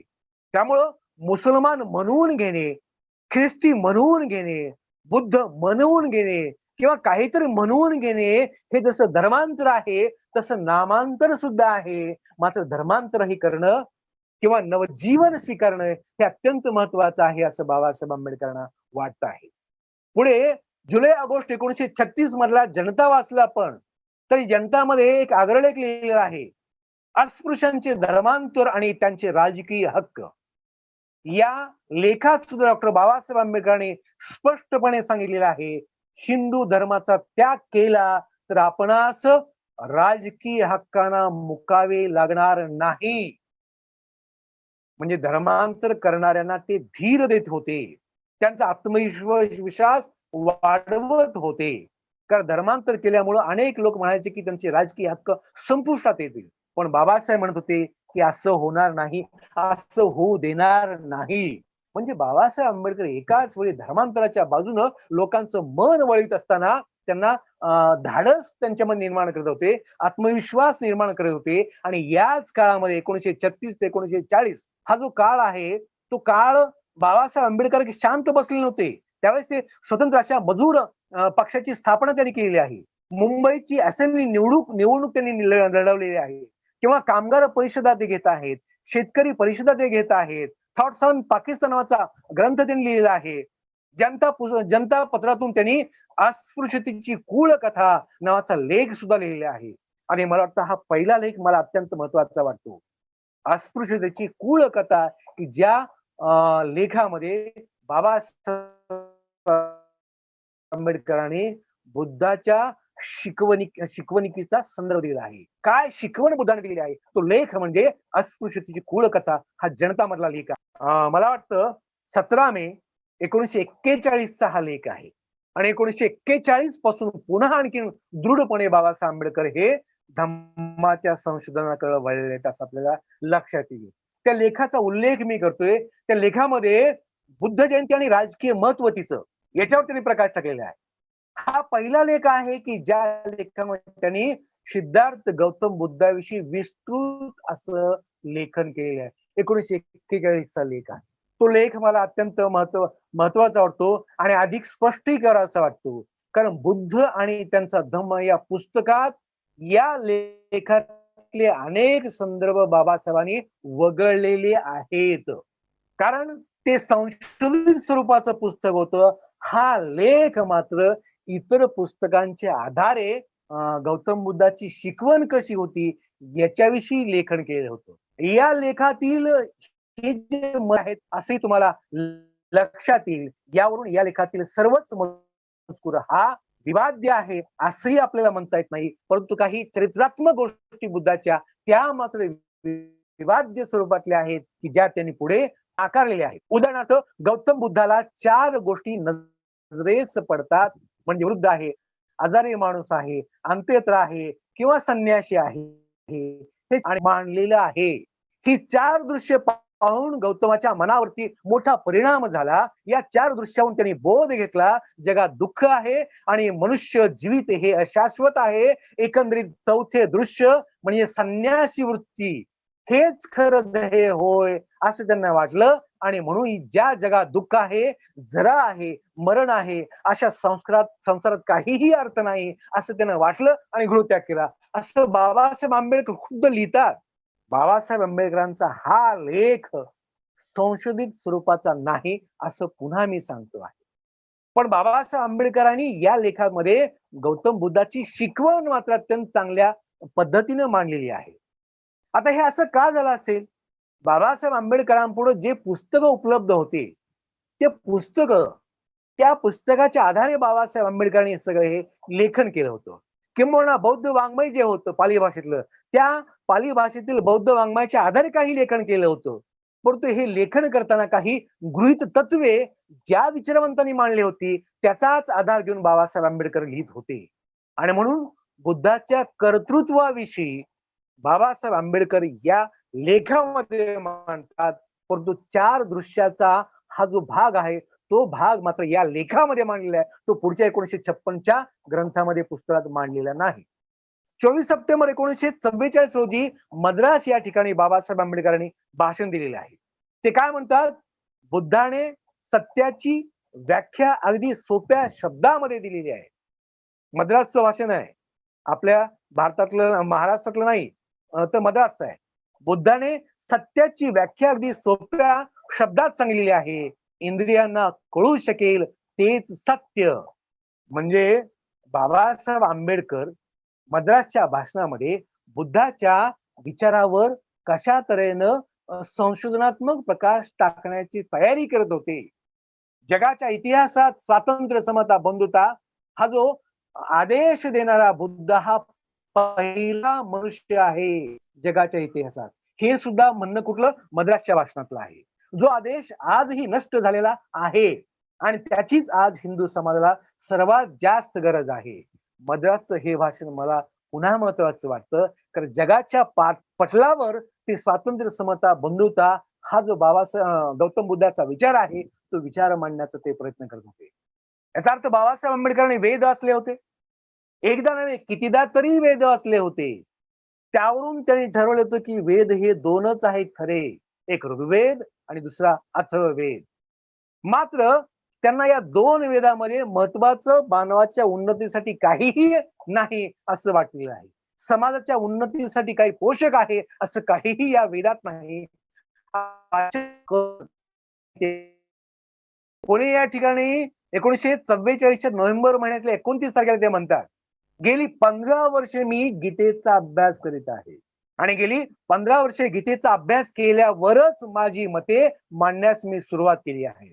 म्हणजे बाबासाहेब आंबेडकर गीतेवर म्हणा किंवा अन्य कोणत्या विषयावर मांडणी करत असताना अभ्यास करून, वाचन करूनच करीत होते. आणि 1941-40 पासून बाबासाहेब आंबेडकर हे गौतम बुद्धाचा धम्माचा अभ्यास करून, संशोधन करून हे मत मांडत होते. जसं गीतेचा अभ्यास करून त्यांनी मत मांडलेली आहे. वरील सगळा आढावा लक्षात घेतला तर बाबासाहेब आंबेडकर हे धर्मांतर हे नवजीवन आहे असं म्हणतात. गौतम बुद्धाच्या धम्माकडे संशोधकाच्या दृष्टिकोनातून पाहण्यासाठी वाटचाल ते करत आहेत. दरम्यान बाबासाहेब आंबेडकरांची अनेक पुस्तकं पुन्हा प्रसिद्ध झालेली आहेत. काँग्रेस आणि गांधी यांनी अस्पृश्यांसाठी काय केलं हे पुस्तक 1945चं आहे. शूद्र पूर्वी कोण होते हे पुस्तक 1946चं आहे. द अनटचेबल्स हे पुस्तक 1948चं आहे. आणि या सगळ्या पुस्तकाच्या अनुषंगानं बाबासाहेब हे अनेक काही पदावरून काम सुद्धा करीत होते. ते मजूर मंत्री होते, कायदा मंत्री होते, घटनेच्या मसुदा समितीचे ते अध्यक्ष होते. डॉक्टर शारदा कबीर यांच्यावर त्यांचा दुसरा विवाहही झाला होता. भारतीय संविधान त्यांनी पूर्णही केलेलं होतं. 1948च्या नंतरचा भाग मी तुम्हाला सांगतो आहे. आणि मग भारतीय संविधान पूर्ण केल्यानंतर ते सादरही केलेलं होतं. आणि इथून पुढचा काळ त्यांच्या पुढे एकमेव ध्येय होतं, ते म्हणजे गौतम बुद्धाचा आणि त्यांच्या धम्माचा अभ्यास करणं, संशोधन करणं. संविधान सादर केल्यानंतरचा हा भाग आहे. पण संविधान निर्माण करताना बाबासाहेब आंबेडकर समजावून सांगतात की या संविधानाच्या अंतर्गत मी दोन गोष्टी अत्यंत महत्वाच्या केलेल्या आहेत. बाबासाहेब आंबेडकरांनी भाषण देताना म्हटलेलं आहे, संविधानाच्या अनुषंगाने दोन गोष्टी महत्वाच्या केल्या. कुठल्या? बौद्ध धर्मामुळेच भारत देश महान असल्याचे आपण जगाला सांगू शकतो. का? काय केलेलं आहे संविधानामध्ये? आपल्या राष्ट्रध्वजावर बुद्धाचं चक्र आणलेलं आहे. आपली राजमुद्रा बौद्ध तत्वज्ञानावर आधारलेली आहे. म्हणजे राजमुद्रा स्वीकारणं ही बौद्ध विचाराचा अंगीकार करणं, बुद्धाचं चक्र राष्ट्रध्वजावर मांडणं, ह्या दोन्हीही गोष्टी आणि बाबी आहेत. ह्या सहज साध्य करणाऱ्या गोष्टी नाहीत, तर ह्या संशोधनातून निर्माण झालेल्या गोष्टी आहेत. म्हणून बुद्धाचं चक्र राष्ट्रध्वजावर मांडणं किंवा जी राजमुद्रा आहे आपल्या शासकीय स्वरूपातली, ही राजमुद्रा सुद्धा बौद्ध तत्वज्ञानातली आहे. या दोन गोष्टीचा अंगीकार केला हे बाबासाहेब आंबेडकर भाषणात सांगतात. बुद्धाची तत्वे जातीय वर्गाविरुद्ध होती. बुद्धाने सामान्य जनतेत वास्तव्य केले आणि मानवी दृष्टिकोनातून जनतेची दुःख दूर करण्याचा प्रयत्न केला. तेव्हा आजपासून कोणता धर्म तुम्हास उपकारक आहे हे तुम्हास ठरवायचं आहे. आणि ते स्वातंत्र्य मी तुम्हास निर्विवादपणे देत आहे. म्हणजे एकाच वेळी बाबासाहेब आंबेडकर बुद्धाचं महत्व सांगतात आणि बुद्धाचं महत्व सांगत असताना धर्मांतर करताना, नवजीवन स्वीकारताना कोणतं तत्व तुम्हाला फायद्याचं आहे याकडेही लोकांचं लक्ष वळवतात. आणि मला वाटतं इथून पुढचा जो भाग मी सांगितलेला आहे तो मला अत्यंत महत्वाचा पुन्हा वाटतो, कारण या मुद्द्यापासून बाबासाहेब आंबेडकरांनी बुद्धावरचं संशोधन सुरू केलेलं आहे. बुद्ध आणि त्यांचा धम्म यावरील संशोधन गतिमान होण्यासाठी 1950 मधली घटना एक महत्वाची ठरलेली आहे. कलकत्ता या ठिकाणी महाबोधी सोसायटी आहे आणि कलकत्ता येथील महाबोधी सोसायटीनं बाबासाहेब आंबेडकरांना महाबोधी या मासिकासाठी एक लेख मागवलेला आहे आणि बाबासाहेबांनी महाबोधी या मासिकासाठी लेख लिहिला आहे तो मे 1950 मध्ये. Buddha and the future of his religion, म्हणजे बुद्ध आणि त्यांच्या धम्माचं भवितव्य काय आहे या विषयाचा लेख अत्यंत संशोधन स्वरूपातला आहे. तो 1951चा आहे. वस्तुतः महाबोधी सोसायटी ही 1851 मध्ये स्थापन झालेली सोसायटी आहे. श्रीलंका सिलोन इथल्या भंते सुमंगल हे त्याचे अध्यक्ष होते. 1892 मध्ये महाबोधी नावाचं हे मासिक सुरू केलेलं आहे. त्याची छपाई कोलंबो मध्ये होत होती, कोलंबो. आणि मग या सोसायटीनं बुद्धिझमचा प्रसार करण्यासाठी कार्य सुरू केलं होतं. त्याचा भाग म्हणजे महाबोधी नावाचं मासिक सुरू करणं आणि या मासिकामध्ये बाबासाहेब आंबेडकरांचा लेख मागवून घेतलेला आहे आणि या लेखामध्ये बाबासाहेब आंबेडकरांनी बुद्ध धम्माच्या प्रसारासाठी 3 गोष्टी करण्याचा निर्धार व्यक्त केला होता. याच लेखामध्ये 3 गोष्टी केल्याच पाहिजे मी आणि त्या करणार आहे.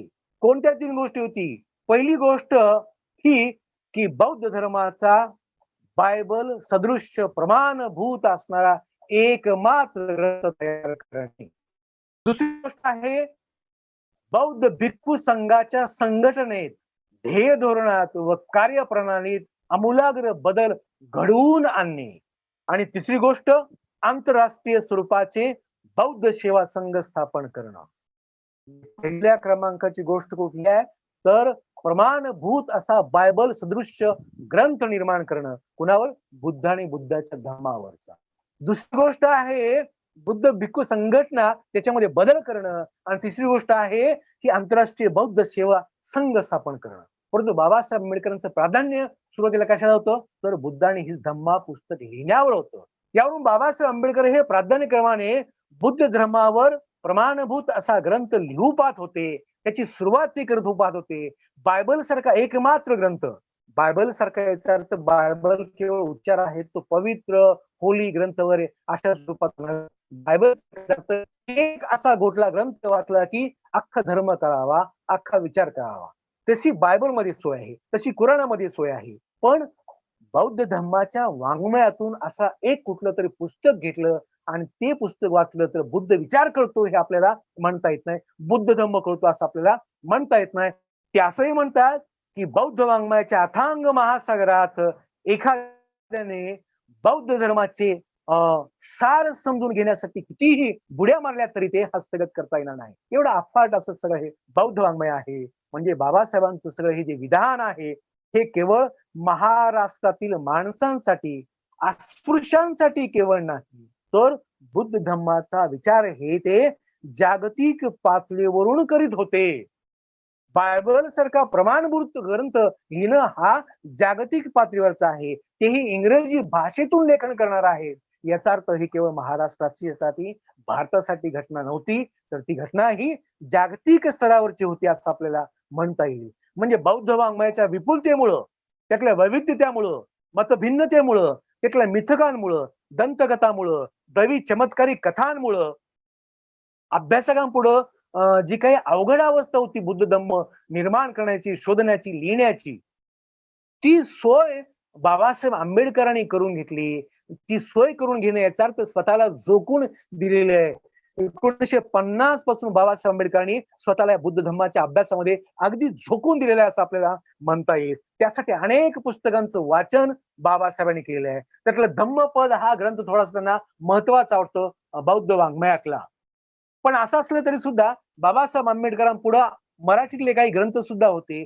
धर्मानंद कोसंबी यांचा बुद्ध लीला संग्रह हे पुस्तक 1914च त्यांच्या पुढचं होतं.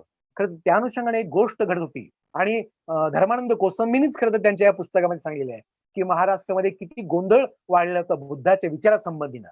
काय झालं होतं तर त्या काळाला सरकारनं वर्नाक्युलर टेक्स्ट बुक सिरीज साठी, वर्नाक्युलर टेक्स्ट बुक रिव्हिजनसाठी विद्वान मंडळाची नेमणूक केली होती आणि त्यांनी बुद्धावर मराठीतून एक पुस्तक तयार करण्याचं ठरवलेलं होतं आणि ते पुस्तक त्यांनी तयार केलं आणि त्या पुस्तकामध्ये एक धडा त्यांनी लिहिला. काय धडा लिहिला? बौद्ध धर्म व त्याचे पुरस्कर्ते. बौद्ध धम्म व त्याचे पुरस्कर्ते हा धडा त्यात लिहिलेला आहे आणि त्या धड्याच्या खाली एक संदर्भाचं पुस्तक त्यांनी मांडलं. त्या संदर्भ पुस्तकाचं नाव आहे सद्धर्म पुंडरीक. संदर्भ पुंडरीक या पुस्तकाचा संदर्भ त्या धड्याच्या खाली दिल्यामुळं आणि तो धडा अनेकांनी वाचल्यामुळं आणि त्या लेखाच्या खालचा सद्धर्म पुंडरीक हा संदर्भ ग्रंथ पाहिल्यामुळं अनेक विचारवंतांनी असा ग्रह करून घेतला की सद्धर्म पुंडरीक हाच बुद्धावरचा बौद्धांचा एकमेव पवित्र ग्रंथ असला पाहिजे. आणि झालं सुद्धा असंच. बाबासाहेब म्हणतात किंवा त्या काळातील धर्मानंद गोस्वामी म्हणतात सद्धर्म पुंडरीक हा मूल ग्रंथ नसून महायान पंथाच्या लोकांनी लिहिलेला एकमेव ग्रंथ आहे. मॅक्समुल यांचे गुरु प्रसिद्ध फ्रेंच पंडित बर्नूफ यांनी सद्धर्म पुंडरीकचे बऱ्याच वर्षापूर्वी फ्रेंच भाषेत भाषांतर केल्यामुळे तोच ग्रंथ हा बौद्धाचा पवित्र ग्रंथ असावा अशी बुक टेक्स्ट कमिटीची चुकीची समजूत झाली असावी. म्हणजे महाराष्ट्रामध्ये बुक टेक्स्ट जी कमिटी आहे तिने सुद्धा असाच समज करून घेतला की सद्धम्म पुंडरीक हा ग्रंथ हा बौद्धाचा एकमेव पवित्र ग्रंथ आहे. अशी जर गोष्ट जगामध्ये पसरली, फ्रेंच भाषेतून गेली बाहेर, इंग्रजी भाषेतून बाहेर गेली तर काय होईल? बौद्ध धर्म हा सद्ध पुंडरीक या ग्रंथामधलाच आहे. म्हणजे बाकीचे सगळे बुद्धाचे विचार हे सपसेल लपून जाणार, गढून जाणार, संपणार आणि केवळ काही चमत्कारिक बाबी पुढे येऊ शकतील असं धर्मानंद कोसंबी यांनी सुद्धा सांगितलं होतं. त्या दृष्टीनं बाबासाहेब आंबेडकर पाली भाषेतील बौद्ध वाङ्मय वाचत होते, मराठीत लिहिलेले ग्रंथ वाचत होते, इंग्रजीत लिहिलेले ग्रंथ वाचत होते. त्याचबरोबर पाली भाषेतील महानिर्वाण सुत्त याचा सुद्धा उल्लेख बाबासाहेब आंबेडकर पुन्हा पुन्हा करतात. धम्मपदाचा उल्लेख बाबासाहेब आंबेडकर करतात. भगवद्गीतेचा उल्लेख सुद्धा बाबासाहेब आंबेडकर करतात. म्हणजे ही सगळी पुस्तकं बाबासाहेब केवळ वाचत नव्हते. मी पुन्हा म्हणतोय, केवळ वाचत नव्हते तर संशोधन पूर्वक वाचत होते. ख्रिस्त असतील, मोहम्मद, पैगंबर, कृष्ण यांच्यासारखा अहंकार बुद्धाने कधीही बाळगलेला नाही किंवा आत्मप्रौढीसाठी गायलेली गोष्ट नाही.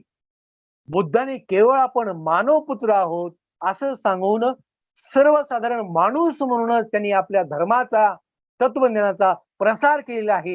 हे जे वाक्य बाबासाहेब आंबेडकर म्हणतात, हे वाक्य म्हणतात याला कारण बाबासाहेब आंबेडकर हे हळूहळू मुस्लिम धर्मापासून, ख्रिश्चन धर्मापासून, इतर धर्मापासून आणि त्या धर्मग्रंथांच्या अभ्यासातून ते हळूहळू बुद्धाकडच्या संशोधनाकडे किती सखोलपणे जात होते हे आपल्याला लक्षात घेता येत होतं. हीच गोष्ट लोकांची आहे की सर्व दर्शन संग्रह म्हणा अशा अनेक पुस्तकं आपल्याकडे झालेली आहेत.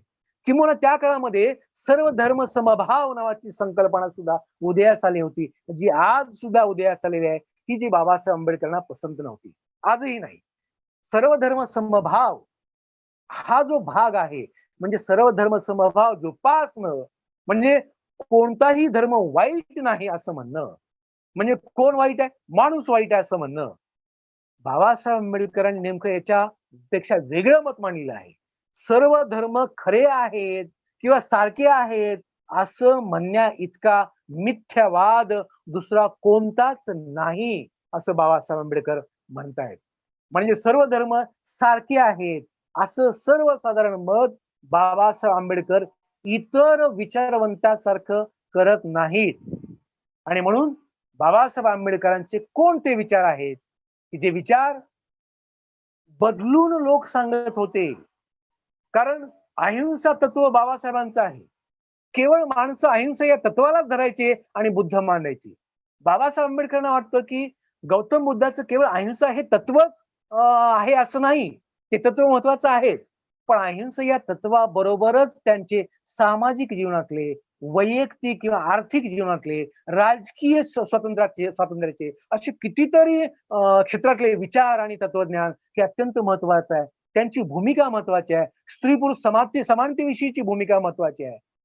कृष्णाजी अर्जुन केळुसकरांनी त्यांना जे पुस्तक दिलं होतं, ते पुस्तक 1907-8च्या काळातलं आहे.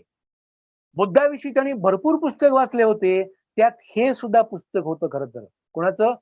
कृष्णाजी अर्जुन केळुसकरांचं पुस्तक होतं. आता त्यांना हे पुस्तक वाचून आहे तसं बुद्धाचं चरित्र लिहिता आलं असतं. परंतु या पुस्तकांच्या वाचनातून त्यांना लक्षात आलं की हे पुस्तक किंवा अशा तऱ्हेचे पुस्तक हा म्हणजे खरा निखळ स्वरूपातला बुद्ध आणि त्यांचा धम्म नाही. त्यांना वाटतं की मला बुद्ध धम्म हा अत्यंत विशुद्ध स्वरूपाचा मांडायचा आहे आणि तो मांडताना जी भाषा मी वापरणार आहे ती भाषा अत्यंत प्रासादिक असली पाहिजे, ती ओजस्वी असली पाहिजे, मनमोहक असली पाहिजे, मधुर असली पाहिजे. हे स्वतःच ते सांगतात, कारण ही भाषा माणसांना, सर्वसाधारण माणसांना कळली पाहिजे. म्हणून ते म्हणतात, माझ्या नियोजित बौद्ध धर्माच्या एकमेव ग्रंथात ते म्हणतात, मी नियोजित केलेल्या बौद्ध धर्माच्या एकमेव ग्रंथात संक्षेपाने मला बुद्धाचा जीवनपाठ मांडायचा आहे. चिनी धम्मपद मांडायचं आहे. काही महत्वाचे बुद्धाचे संवाद मला मांडायचे आहेत. बौद्ध धर्मीय लोकांच्या जन्म, मृत्यू आणि लग्न इत्यादी सामाजिक विधी संबंधीची माहिती मला मांडायची आहे. आणि अशा या सगळ्यांचा समावेश करून मला धम्मावरचं पुस्तक लिहायचं आहे. म्हणजे डॉक्टर बाबासाहेब आंबेडकरांनी प्रस्तावित जे पुस्तक दिलेलं होतं, मांडलेलं आहे, या प्रस्तावित पुस्तकाची एक प्रकारची सिनॉप्टिक लाईन या विधानामध्ये मांडलेली आहे. आणि म्हणून अशा तऱ्हेने बाबासाहेब आंबेडकर बुद्धाचा, धम्माचा आणि संघाचा खोलवर विचार करत होते असं आपल्याला म्हणता येतं. यासाठी जे पुस्तकं त्यांनी वाचले होते त्या पुस्तकाचा शेवटी संदर्भ सुद्धा तुम्हाला वाचायला मिळतो. म्हणजे S Raghavachar, R.J. Jackson, Winwood Reade, doctor Ranjan Roy, E.G. Taylor, Dwight Goddard, E.G. Mills, W.T. Stace अशा अनेक विचारवंतांची पुस्तकं बाबासाहेब आंबेडकर वाचत होते. किंबहुना कॅन्डी या ठिकाणी, सिलोनची राजधानी पूर्वीची, जी बौद्ध धर्म परिषद झालेली आहे 25 मे 1950 ला, या परिषदेमध्ये बाबासाहेब आंबेडकरांनी सहभाग घेतलेला आहे. 26 मे 1950 रोजी त्या ठिकाणी भाषण सुद्धा दिलेलं आहे. त्या भाषणात ते म्हणतात, मूळ तत्वाशी विसंगत अशा शब्दांनी बुद्ध धर्मीय लोक कितपत ग्रासली आहेत. बघा, मूळ तत्वाशी विसंगत अशा शब्दांनी बुद्ध धर्मीय लोक कितपत ग्रासलेले आहेत व मूळ शुद्ध स्वरूपात तो धर्म कितपत राहिलेला आहे हे पाहावे लागेल. म्हणजे त्यांना अनेक देशात जाऊन तिथलं बुद्ध धर्माचं वर्तन, बुद्ध धर्मीय माणसांचं वर्तन पाहायला मिळालं आहे. पुस्तकं वाचलेली आहेत, त्यातले काही लेखन त्यांनी वाचले आहे. यावरून त्यांना लक्षात येत चालले की हे मूळ बुद्धाला विसंगत असं काहीतरी आहे. मूळ बुद्धाचे विसंगत सगळी ही माहिती वाचायला मिळत आहे आणि वर्तन सुद्धा बुद्ध राष्ट्रातलं समजायला येत आहे असं बाबासाहेब म्हणतात. यावरून बाबासाहेब आंबेडकर हे बुद्ध धम्म मूळ रूपात जगापुढे आणण्यासाठी, तो जगात नांदावा यासाठी ते मांडणी करत होते. आणि 6 जून 1950 रोजी त्यांनी याचसाठी भाषण ते केलं होतं. वस्तुतः जगात फ्रेंच राज्यक्रांतीला फार महत्व दिलेलं आहे. स्वातंत्र्य, समता, बंधुता ही देण जगाला कोणी दिली तर फ्रेंच राज्यक्रांतीनं. 1789 ची ती क्रांती आहे. 1789 ते 1799 या काळातील या क्रांतीमुळे उलथापालथ झाली आणि रुसो नावाचा जो माणूस होऊन गेला हा या राज्यक्रांतीचा जनक आहे. आणि बाबासाहेब आंबेडकर याकडे लक्ष वेधतात की स्वातंत्र्य, समता, बंधुता ही वस्तुतः फ्रेंच राज्यक्रांतीची तत्वे जगाला कळलेली आहे या राज्यक्रांतीमुळं, असं नव्हे. बाबासाहेब म्हणतात, जगानं फ्रेंच राज्यक्रांतीला जेवढं महत्व दिलेलं आहे त्याच्यापेक्षा जास्त महत्व भारतातल्या क्रांतीला दिलं पाहिजे. आणि ती क्रांती कोणी केली तर गौतम बुद्धानं क्रांती केली होती. बाबासाहेब आंबेडकर हे फ्रेंच राज्यक्रांती बरोबर तुलना करतात बुद्धाच्या क्रांतीची. फ्रान्सची राज्यक्रांती जेवढी महत्वाची आहे तितकाच मानव जातीसाठी बौद्ध धर्माचा उदय अत्यंत महत्वाचा आहे. जे महत्व बुद्धाचं जगासाठी आहे तेच महत्वाचं आहे जे लोक फ्रेंच राज्यक्रांतीला महत्व देतात. अनेक भारतीय विचारवंत फ्रेंच राज्यक्रांतीचे गोडवे गातात, मात्र भारतातील बुद्धाकडे मात्र दुय्यम अंगाने पाहतात, हे आपल्याला या ठिकाणी बघावं लागतं. अनेक राजवटी वैदिक धर्मापासून मुक्त झालेल्या आहेत. बहुजन हिताय बहुजन सुखाय या तत्वावर राजवटी अंगीकार करतायत.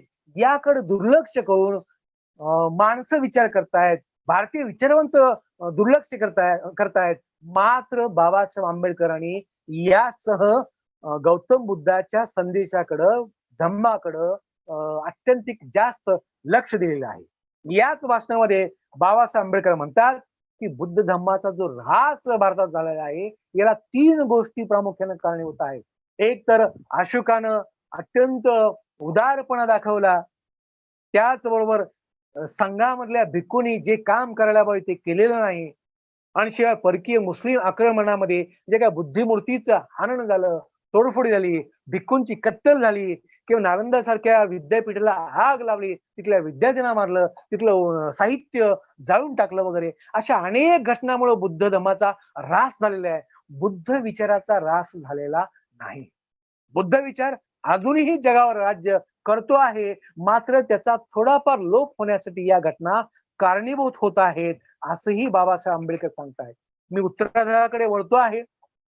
या परिषदेमध्ये 6 जून 1950 रोजी बाबासाहेब आंबेडकरांनी कोलंबो या ठिकाणी अखिल सिलोन दलित फेडरेशनच्या कार्यक्रमामध्ये भाषण दिलेलं आहे. त्यांनी तिथल्या दलितांना उद्देशून भाषण केलेलं आहे. तर ते म्हणतात, तुम्ही स्वतः दलित संघटन स्थापन करू नका, कारण तुम्ही सगळे बुद्ध राष्ट्राचे घटक आहात. कारण तुम्ही अगोदरच बुद्ध धर्म तुमच्याकडे पसरलेला आहे, तुम्ही तो स्वीकारलेला आहे. त्यामुळे तुम्ही दलित नाहीत, तर तुम्ही बौद्ध धर्मीय आहात. तेव्हा अन्य कुठली संघटना तुम्ही काढू नका. आम्ही मात्र वेगळे आहोत. आमच्याकडे बुद्ध धर्म आम्हाला नाहीच होता, परंतु आम्हाला तो मिळालेला नाही आणि आम्ही 35 वर्ष आपण झगडतोय की आम्हाला समता पाहिजे, आणि ही समता मिळत नाही, म्हणून आम्ही स्वतंत्रपणे अशा संघटना निर्माण करतो आहे आणि धर्मांतराच्या वाटेने आम्ही प्रवास करतो आहे. तुम्ही मात्र असं करू नका, कारण तुम्हाला अगोदरच बौद्ध धर्म हा मिळालेला आहे. परंतु बाबासाहेब आंबेडकर आणखी एका गोष्टीकडे घेऊन जातात की त्या काळामध्ये सर्वपल्ली डॉक्टर राधाकृष्णन म्हणा, सावरकर म्हणा किंवा आणखीन काही विचारवंत म्हणा, बौद्ध धर्मावर टीका करीत होते. उदाहरणार्थ, बौद्ध धर्मात विशेष काय आहे, हिंदू धर्मात आणि बौद्ध धर्मात काहीच फरक नाही, असं सर्वपल्ली राधाकृष्णन सांगायचे. उपनिषदातूनच बौद्ध धर्म पुढे आलेला आहे असंही सांगायचे. याला उत्तर बाबासाहेब आंबेडकरांनी दिलेलं आहे. 1953 मध्ये दिलेलं आहे, मुंबई या ठिकाणी बुद्ध जयंती निमित्तानं. ते म्हणतात, ज्यांनी कोणी ब्राह्मणांच्या 138 उपनिषदांचा अभ्यास केला असेल व ती पूर्णपणे वाचली असतील, तर त्यात ब्रह्म व आत्मा या 2 गोष्टीखेरीज काय आहे असे त्यांना वाटेल. बुद्धाने त्यापैकी एकही गोष्ट मान्य केलेली नाही. म्हणजे ऑटोमॅटिक या भाषणामध्ये बाबासाहेब आंबेडकरांनी डॉक्टर सर्वपल्ली राधाकृष्ण यांच्या मताला त्यांनी उत्तर दिलेलं आहे की या उपनिषदामध्ये केवळ ब्रह्म आणि आत्मा यावरच सगळं आढळलेलं आहे, आणि या 2 गोष्टी बुद्धाने नाकारलेल्या आहेत. एवढा फरक वैदिक धर्मामध्ये, उपनिषदामध्ये आणि बुद्ध धर्मामध्ये आहे, किंवा हिंदू धर्मामध्ये आणि बुद्ध धर्मामध्ये आहे, असं बाबासाहेब आंबेडकर पटवून सांगतात. बाबासाहेब आंबेडकरांची या काळात संत वाङ्मयाकडे सुद्धा लक्ष होतं. कोणकोणता संत आपल्या जवळचा आहे, आपल्या विचारसरणीशी निगडीत आहे, हे सुद्धा बाबासाहेब आंबेडकर तपासून बघत होते. मला वाटतं ज्ञानेश्वराबाबत बाबासाहेब आंबेडकरांनी मांडलेले विचार मुळातून वाचण्यासारखे आहेत, वाचले पाहिजे. ज्ञानेश्वराविषयी बाबासाहेब आंबेडकर म्हणतात, त्याने म्हणजे ज्ञानेश्वराने भगवद्गीतेवर ज्ञानेश्वरी नावाचा ग्रंथ लिहिला. त्या ग्रंथाचे सार काय, तर जग हे ब्रह्ममय आहे. सर्व जगत जर ब्रह्म आहे, तर मग महार मांग हे सुद्धा ब्रह्म असावायच पाहिजे. ज्ञानेश्वर महार मांगा जाऊन का राहिले नाहीत. जे मत ज्ञानेश्वरांविषयी होतं तेच मत चोखोबा या संताविषयी सुद्धा बाबासाहेबांचं होतं, ही आपल्याला लक्षात घ्यावं लागेल. ते म्हणतात, त्या काळात चोखोबाला आपल्या जीवनात काहीही करता आलेलं नाही.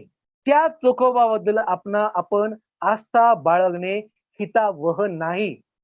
कारण या संत वाङ्मयातून सुद्धा ते स्वतःला बाहेर काढून बुद्धाकडे ते घेऊन चालले होते. अशा वेळी संत तुकारामांना मात्र ते जवळ करतात. कारण संत तुकाराम यांचा एक अभंग आहे. दया तेची नाव, भूताचे पालन आणि निर्दळन कंटकाचे. तुकोबाची अहिंसा ही बाबासाहेबांना खरी हिंसा वाटत होती. त्यांनी आपल्या पाक्षिकावर तुकारामांचं जे काय अभंग टाकला होता, यावरून सुद्धा तुकारामांची बंडखोरी त्यांना महत्वाची वाटत होती. तत्कालीन ज्ञानेश्वर आणि संत तुकोबापेक्षा सुद्धा. आणि हे सगळं पाहिलं तर बाबासाहेब आंबेडकर हे बुद्धाकडे कसे वळत चालले होते. बुद्धाकडे वळताना संत कबीर सुद्धा त्यांना फार महत्वाचा वाटतो. कारण ते म्हणतात, माझ्या मताप्रमाणे कबीराला बुद्धाच्या तत्वज्ञानाचे खरे रहस्य कळले होते. म्हणजे कबीरावर सुद्धा बुद्ध धम्माचा प्रभाव होता. कबीराला बुद्ध तत्वज्ञान पटलेलं होतं, जे ज्योतिराव फुले यांना सुद्धा पटलेलं होतं. कारण ज्योतिराव फुले यांनी एका अखंडात म्हटलेलं आहे, दस्यूचा पोवाडा जर वाचला तर स्पष्टपणे बुद्धाचा विचार तिने मांडलेला आहे. बुद्धांनी खोड मोडिली, कीर्ती जोडली सर्व जगात. म्हणजे कबीरांनी, ज्योतिराव फुलेंनी जे विचार मांडले ते बौद्ध तत्वज्ञानाला पूरक असे विचार मांडलेले होते. आणि ते दोन माणसं आपल्या गुरुस्थानी बाबासाहेब आंबेडकरांनी स्वीकारलेले आहेत. ही आपल्याला महत्वाचं आहे. मी शेवटाकडे हळूहळू येतोय. 4 डिसेंबर 1954 मध्ये बाबासाहेबांनी रंगून या ठिकाणी 3ऱ्या जागतिक बौद्ध धर्म परिषदेमध्ये विचार मांडलेले आहेत. त्यामध्ये बाबासाहेब अत्यंत आत्मविश्वासानं मत मांडतात. त्यांचा आत्मविश्वास बघा, तर बाबासाहेब आंबेडकरांनी सगळं पालीचं वाचन केलेलं आहे, बौद्ध वाङ्मयाचं वाचन केलेलं आहे, सर्व पुस्तकाचं वाचन केलेलं आहे. आणि एका आत्मविश्वास शब्दामध्ये ते म्हणतात, कोणत्याही निष्णात पंडितानं बौद्ध धर्माच्या तत्वाविषयी माझ्याशी चर्चा करावी. माझी खात्री आहे की मी त्याचा पराभव केल्या वाचून राहणार नाही. हा आत्मविश्वास बाबासाहेबांमध्ये कुठून आला? हा अहंकार नाही, हा आत्मविश्वास आहे. हा आत्मविश्वास आला तो बौद्ध वाङ्मयाचं वाचन करून, किंवा वैदिक धर्माचं वाचन करून, त्यातल्या पुस्तकांचं वाचन करून, मराठी, हिंदी, इंग्रजी मधल्या बुद्धावरच्या पुस्तकांचं वाचन करून. आणि त्यांना कळलेलं आहे की हा बुद्ध खरा बुद्ध नाही, हा भेसळयुक्त बुद्ध आहे, घुसळलेला बुद्ध आहे, दंतकथा किंवा जातक कथांवर आधारलेला आहे, चमत्कृतीवर आधारलेला आहे. आणि हा बुद्ध मला महत्वाचा वाटत नाही. म्हणून हा बुद्ध संशोधन करून त्यांनी मांडला होता, की जो बुद्ध रंगूनच्या अधिवेशनामध्ये बाबासाहेब आंबेडकरांनी मांडला होता. म्हणजे बुद्ध धर्माचा अभ्यास करताना बाबासाहेब आंबेडकरांनी बौद्ध वाङ्मयाचा विचार केला होता. महाराष्ट्रातील अनेक पुरातन लेण्यांना त्यांनी भेट दिली होती. पुन्हा एकदा सांगतोय, पुरातन लेण्या, जुन्या लेण्या यांना सुद्धा त्यांनी भेटी दिलेल्या आहेत. देहू रोड येथील मंदिरामध्ये बुद्धाची मूर्ती बसविण्यात आली होती. त्यावेळी 40,000 लोकांपुढे त्यांनी भाषण केलेलं आहे. त्या भाषणामध्ये बाबासाहेब आंबेडकर म्हणतात, आपला महाराष्ट्र देश सुद्धा 100% बौद्ध धर्मीय होता. आणि त्याला पुरावा म्हणून महाराष्ट्रातील पुरातन काळच्या कोरीव लेण्यांची उदाहरणे देता येतील. भारतातील 2000 लेण्यांपैकी 1,500 लेण्या महाराष्ट्रात आहेत. महाराष्ट्रात जी काही लेणी आहेत ती पांडवांची आहेत असे सांगण्यात येते. परंतु विराट नगरी कोठे, पांडवाचं राज्य कुठं आणि महाराष्ट्रातल्या लेण्या कुठं? बाबासाहेब आंबेडकर स्पष्ट सांगतात की पांडव इकडे येऊ शकत नाहीत. कारण 80 किलोमीटरच्या 80 मैलाच्या आसपासच पांडव तिथे फिरलेले आहेत, विराट नगरीच्या आसपास. इकडे महाराष्ट्रात येणं शक्यच नाही. ते जर आलेच नाहीत तर महाराष्ट्रात ज्या लेण्या पांडव लेण्या म्हणून मानल्या जात आहेत त्या कशा काय? वस्तुतः त्या पांडव लेण्या नाहीत, तर त्या बुद्ध लेण्या आहेत असं ते म्हणतात. याला कारण काय आहे? तर बाबासाहेब आंबेडकर म्हणतात की ज्या पांडव लेण्या आहेत त्या पांडव लेण्या आपल्या लेण्या आहेत, त्या बुद्ध लेण्या नाहीत. हे सांगण्यासाठी त्या काळातील हिंदू समाजातील, ब्राह्मण समाजातील लोकांनी काय केलेलं आहे? बुद्ध लेण्याच्या जवळच पांडव लेण्या कोरलेल्या आहेत. आणि पांडव लेण्या कोरून आपला विचार तिथं प्रसारित करण्याचा प्रयत्न केलेला आहे. मग केवळ बुद्ध लेण्याच्या जवळच पांडव लेण्या कशा आढळतात, याचा अर्थ तो मुद्दामहून प्रचार करण्याचा भाग होता, हे सुद्धा बाबासाहेब आंबेडकर या भाषणामध्ये सांगतात. आणि म्हणून बाबासाहेब आंबेडकर जसे जसे नवीन नवीन पुस्तक वाचत जातात, तसतसे ते म्हणतात की माझ्या डोक्यामध्ये प्रकाश पडत चाललेला आहे. बुद्ध धर्म कसा असेल, हिंदू धर्म कसा असेल आणि भावामध्ये भेद कसा असेल, किती निराळे हे असतील, हे मला सांगावंच वाटतं आहे. कित्येक वेळा गाडगे बाबा सुद्धा त्यांच्या समवेत आहेत भाषणासाठी. आणि या सगळ्यामध्ये बाबासाहेब आंबेडकरांनी मग बुद्ध हिताय, बहुजन हिताय, बहुजन सुखाय, लोक अनुकंपाय, हिताय सुखाय, देव मनुष्यान, धम्म आदी कल्याण, मध्य कल्याण, अंत्य कल्याण, अशा अनेक बाबी भाषणातून मांडतात. आणि बुद्ध प्युअर किंवा शुद्ध स्वरूपातल्या बुद्धाकडे बाबासाहेब आंबेडकर लोकांना घेऊन चाललेले आहेत, असे आपल्याला लक्षात येतं. ते म्हणतात, मी या धर्माची माहिती मिळण्यासाठी अनेक ग्रंथांचा अभ्यास केला हे माझं म्हणणं नाही. तेच म्हणतात की मी या धर्माची माहिती मिळण्यासाठी अनेक ग्रंथाचा अभ्यास केला आहे. हा धर्म कसा खालावला याचीही कारण मीमांसा मी माझ्या प्रस्तावित पुस्तकात लिहिणार आहे. धर्मांतरासाठी मी गाही करणार नाही. आत्ताच मी तुम्हाला मेंढरासारखं घेऊन जाणार नाही. त्याच्यासाठी मी सुरुवातीला एक पुस्तक लिहिणार आहे. म्हणजे बाबासाहेब आंबेडकर खरं तर पुस्तक लिहित होते, परंतु लोकांना सांगत असताना मात्र धर्मांतराची गाही करायची नाही, अगोदर पुस्तक पूर्ण करायचं आहे. वस्तुतः बाबासाहेब आंबेडकरांना ते पुस्तक किती महत्वाचं होतं हे आज आपल्याला समजून येत आहे. त्या काळामध्ये बाबासाहेब आंबेडकर पाहत होते, त्यांच्या लक्षात येत होतं की अनेक गैरसमज हे या बुद्ध वाङ्मयामध्ये आहेत किंवा अनेक पुस्तकामध्ये बुद्धाबाबत सुद्धा गैरसमज पसरलेले आहेत. कारण काय, तर माणसं निव्वळ बौद्ध वाङ्मयाचं वाचन करायचे आणि पुस्तक लिहायचे. केवळ पुस्तक वाचणं बाबासाहेबांना महत्वाचं वाटत नाही. काय महत्वाचं वाटतं, तर बाबासाहेब आंबेडकर एका भाषणामध्ये म्हणतात, भाराभर ग्रंथ वाचून उपयोगाचं नाही. भाराभर ग्रंथ वाचून महत्वाचं नाही. गाढवाच्या पाठीवर ग्रंथ लादल्यापासून गाढवाला जेवढा लाभ होतो तेवढाच लाभ अशा वाचनानं होतो. मग काय केलं पाहिजे, ग्रंथ वाचून रसग्रहण केलं पाहिजे. रसग्रहण करण्याची शक्ती निर्माण झाली पाहिजे. नवनवीन कल्पना सुचल्या पाहिजे. सिद्धांत परिपोष करता आला पाहिजे. आणि बाबासाहेब आंबेडकर म्हणून बौद्ध वाङ्मयाचं, बुद्धावरच्या पुस्तकाचं नुसतं वाचन करत नव्हते, तर त्या पुस्तकाच्या आधारे नवीन शुद्ध स्वरूपातला बुद्ध निर्माण करत होते, मांडत होते, असं आपल्याला लक्षात येतं. आणि म्हणून बाबासाहेब आंबेडकर आत्मा आणि पुनर्जन्म याच्या संदर्भात या पुस्तकामध्ये मांडतात. बुद्धाने आत्मा मांडलेला आहे, पण आत्मा मांडलेला नाही, पण पुनर्जन्म मांडला, अशी टीका त्या काळातील लोक करायचे. आता आत्मा मांडलेला आहे आणि पुनर्जन्म मांडलेला नाही, याला सुद्धा उत्तर बाबासाहेब आंबेडकरांनी दिलेलं आहे. काय म्हणतात की बौद्ध पुनर्जन्म सिद्धांत म्हणजे पुनर्निर्मिती आहे. आत्मा मान्य नाही असं बुद्ध म्हणाले, पुनर्जन्म मान्य केलेला आहे. त्याला उत्तर काय देतात, तर बौद्ध पुनर्जन्म सिद्धांत म्हणजे पुनर्निर्मिती आहे, निसर्गाची पुनरावृत्ती आहे. आत्मा, परमात्मा आणि पुन्हा कुठला तरी शरीर स्वीकारणं, असा जुनाट अर्थ बाबासाहेब आंबेडकरांनी पुनर्जन्मवादाविषयी मांडलेला नाही. बुद्ध आणि त्यांचा धम्म हे पुस्तक वाचलं तर त्या पुस्तकामध्ये पुनर्जन्म कसा निसर्ग सृष्टीतला आहे हे त्यांनी सिद्ध केलेलं आहे. हे कुठल्याही अन्य बुद्ध चरित्रामध्ये आलेलं नाही. कुठल्याही अन्य विचारवंतांनी पुनर्जन्माविषयीची अशी नोंद घेतली नाही, जी बाबासाहेब आंबेडकरांनी पहिल्यांदा घेतलेली आहे. एक दिवा हा दुसरा दिवा जसा पेटवतो, दुसऱ्या दिव्याचा हा खरं तर पुनर्जन्म आहे. म्हणजे आप, तेज, वायू या 3 घटकांना शरीर बनलेलं आहे. ह्या 3 घटकाचं पृथक्करण होतं म्हणजे माणूस मरतो. पण हे पृथक्करण होऊन 3 घटक जन्मतात, हा तो जन्म आहे, हा पुनर्जन्म आहे. ते 3 घटकांचा जन्म आहे. हे सुद्धा बाबासाहेब आंबेडकर म्हणतात. म्हणजे पुनर्जन्म ही संकल्पना किती वैज्ञानिक आहे, शास्त्रीय आहे, निसर्ग शुद्ध आहे, निसर्गातली घडामोड आहे, हे बाबासाहेब आंबेडकर या पुस्तकामध्ये मांडतात.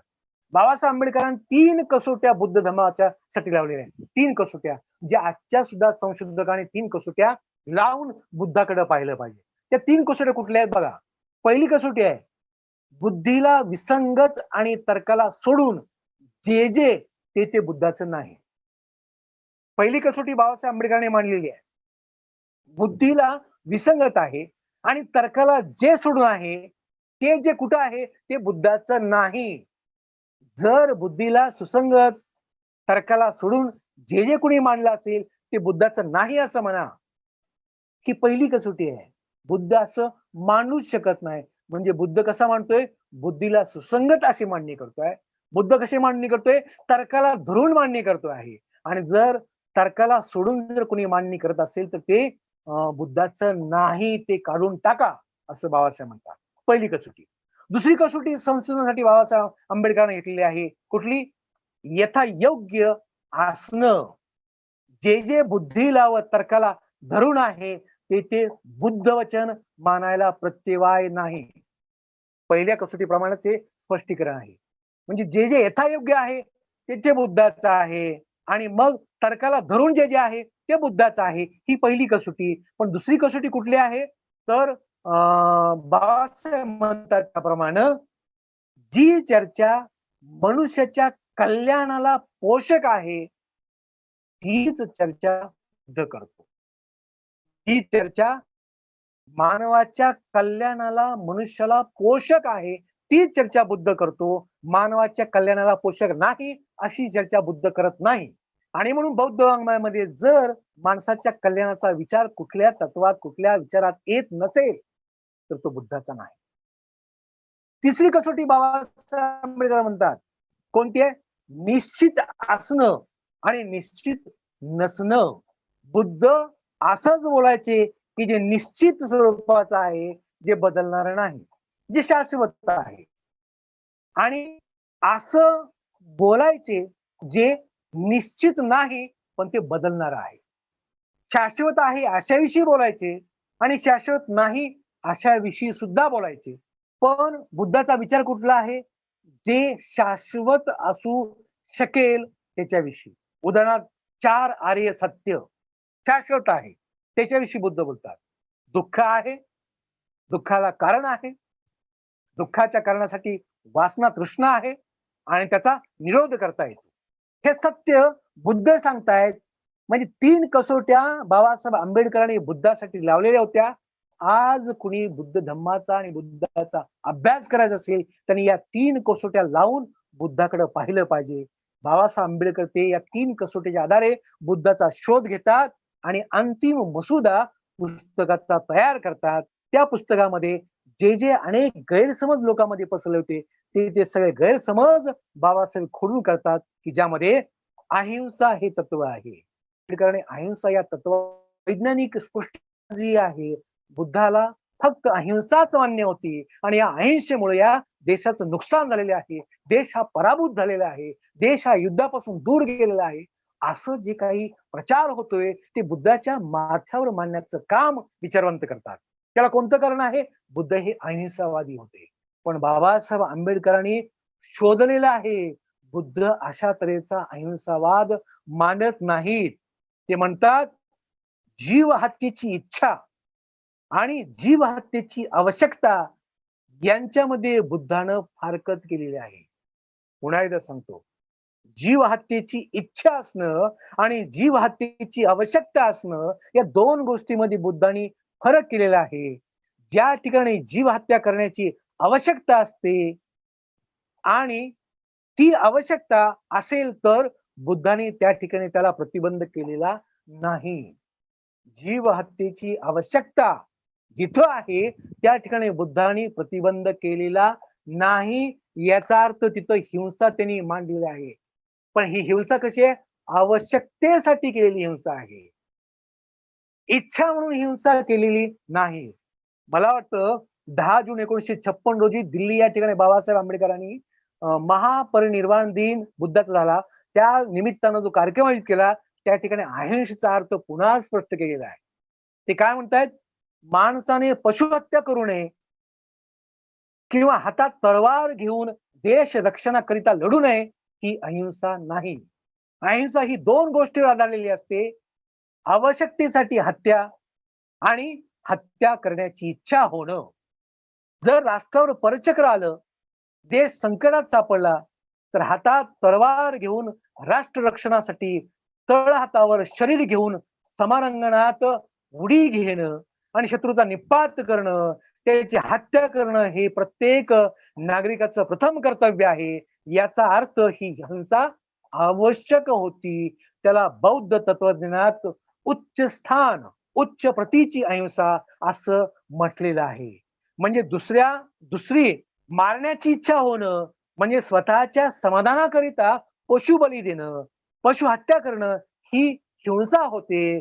परंतु देशासाठी म्हणून परकीय आक्रमणातून आपल्याला वाचवायचं असेल, याच्यासाठी जर हिंसा करायला लागली असेल, तर ही हिंसा बुद्धाला मान्य होती, असं बाबासाहेब आंबेडकर आपल्या पुस्तकात सिद्ध करतात. आणि मला वाटतं याचं उदाहरण अनेक पुस्तकामध्ये सुद्धा आहे. अजातशत्रू हा युद्धासाठी तयार होतो आणि अजातशत्रू वज्जीवर हल्ला करण्यासाठी तयार होतो. अजातशत्रू आपल्या सेनापतीला पाठवतो आणि म्हणतो की बुद्धाकडे जावा आणि आपलं मार्गदर्शन घ्या की वज्जीवर मला हल्ला करायचा आहे, आक्रमण करायचं आहे.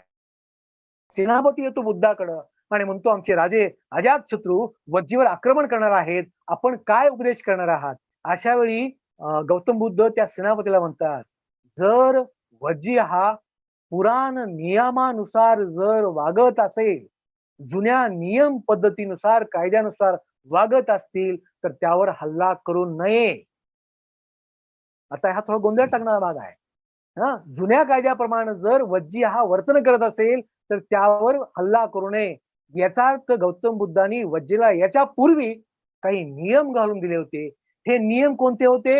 हे बाबासाहेब आंबेडकरांनी सांगितलेले आहेत आणि धर्मानंद कोसंबी यांच्या बुद्धलीला सार या पुस्तकात त्यांनी म्हटलेलं आहे. जर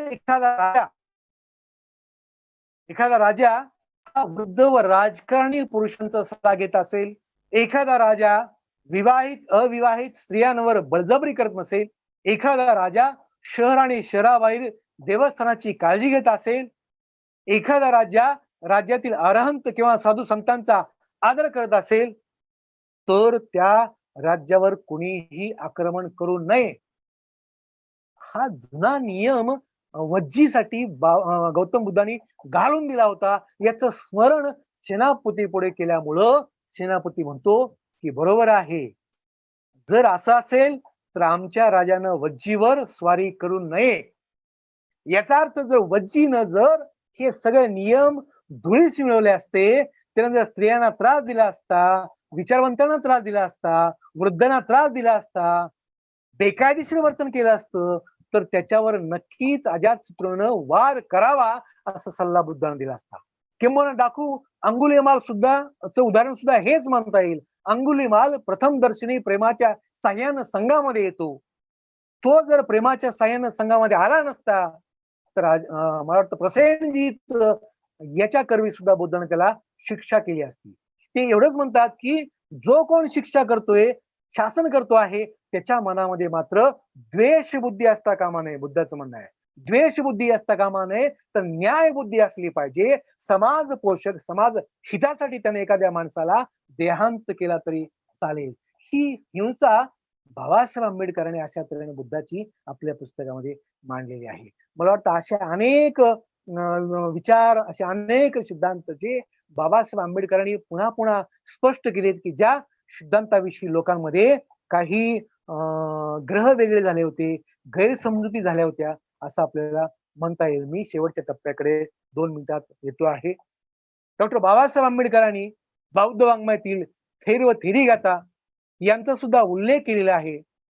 शिवाय बाबासाहेब आंबेडकर एका भाषणामध्ये म्हणतात, बौद्ध धर्माच्या अभिवृद्धीचं कारण शुद्धातली शूद्राने त्याचा बहुसंख्य केलेला स्वीकार, बौद्ध वाङ्मय व विशेषतः थेर व थेरीगाथा यांच्या आधारे हे सिद्ध करता येईल. क्लिष्ट विचार थोडासा आहे. काय म्हणतात बाबासाहेब आंबेडकर की या काळामध्ये थेर व थेरीगाथा यांचं जर वाचन केलं तर एक लक्षात येतं की या थेर आणि थेरीगाथांमध्ये जे जे माणसं आलेले आहेत, हे सगळे माणसं सगळ्यात खालच्या वर्गातली आहेत. याचा अर्थ गौतम बुद्धानं या आपल्या संघामध्ये सगळ्या जाती धर्मातील माणसांना जवळ केलेलं आहे, प्रवेश दिलेला आहे. आणि हे एकमेव कारण आहे की बौद्ध धर्माची अभिवृद्धी वाढत चाललेली आहे. बौद्धानं किंवा बुद्धानं वेद प्रामाण्यावर हल्ला केलेला आहे, यज्ञ संस्थेवर हल्ला केलेला आहे, चातुर्वर्ण्यावर हल्ला केलेला आहे, आश्रम व्यवस्था नाकारलेली आहे, देव आणि आत्मा नाकारलेला आहे, मोक्ष सिद्धांत नाकारलेला आहे. अशा अनेक बाबींमुळं बौद्ध धर्म हा हिंदू धर्माची शाखा आहे असा खोटा प्रचार करणाऱ्यांसाठी ते उत्तर देत आहेत.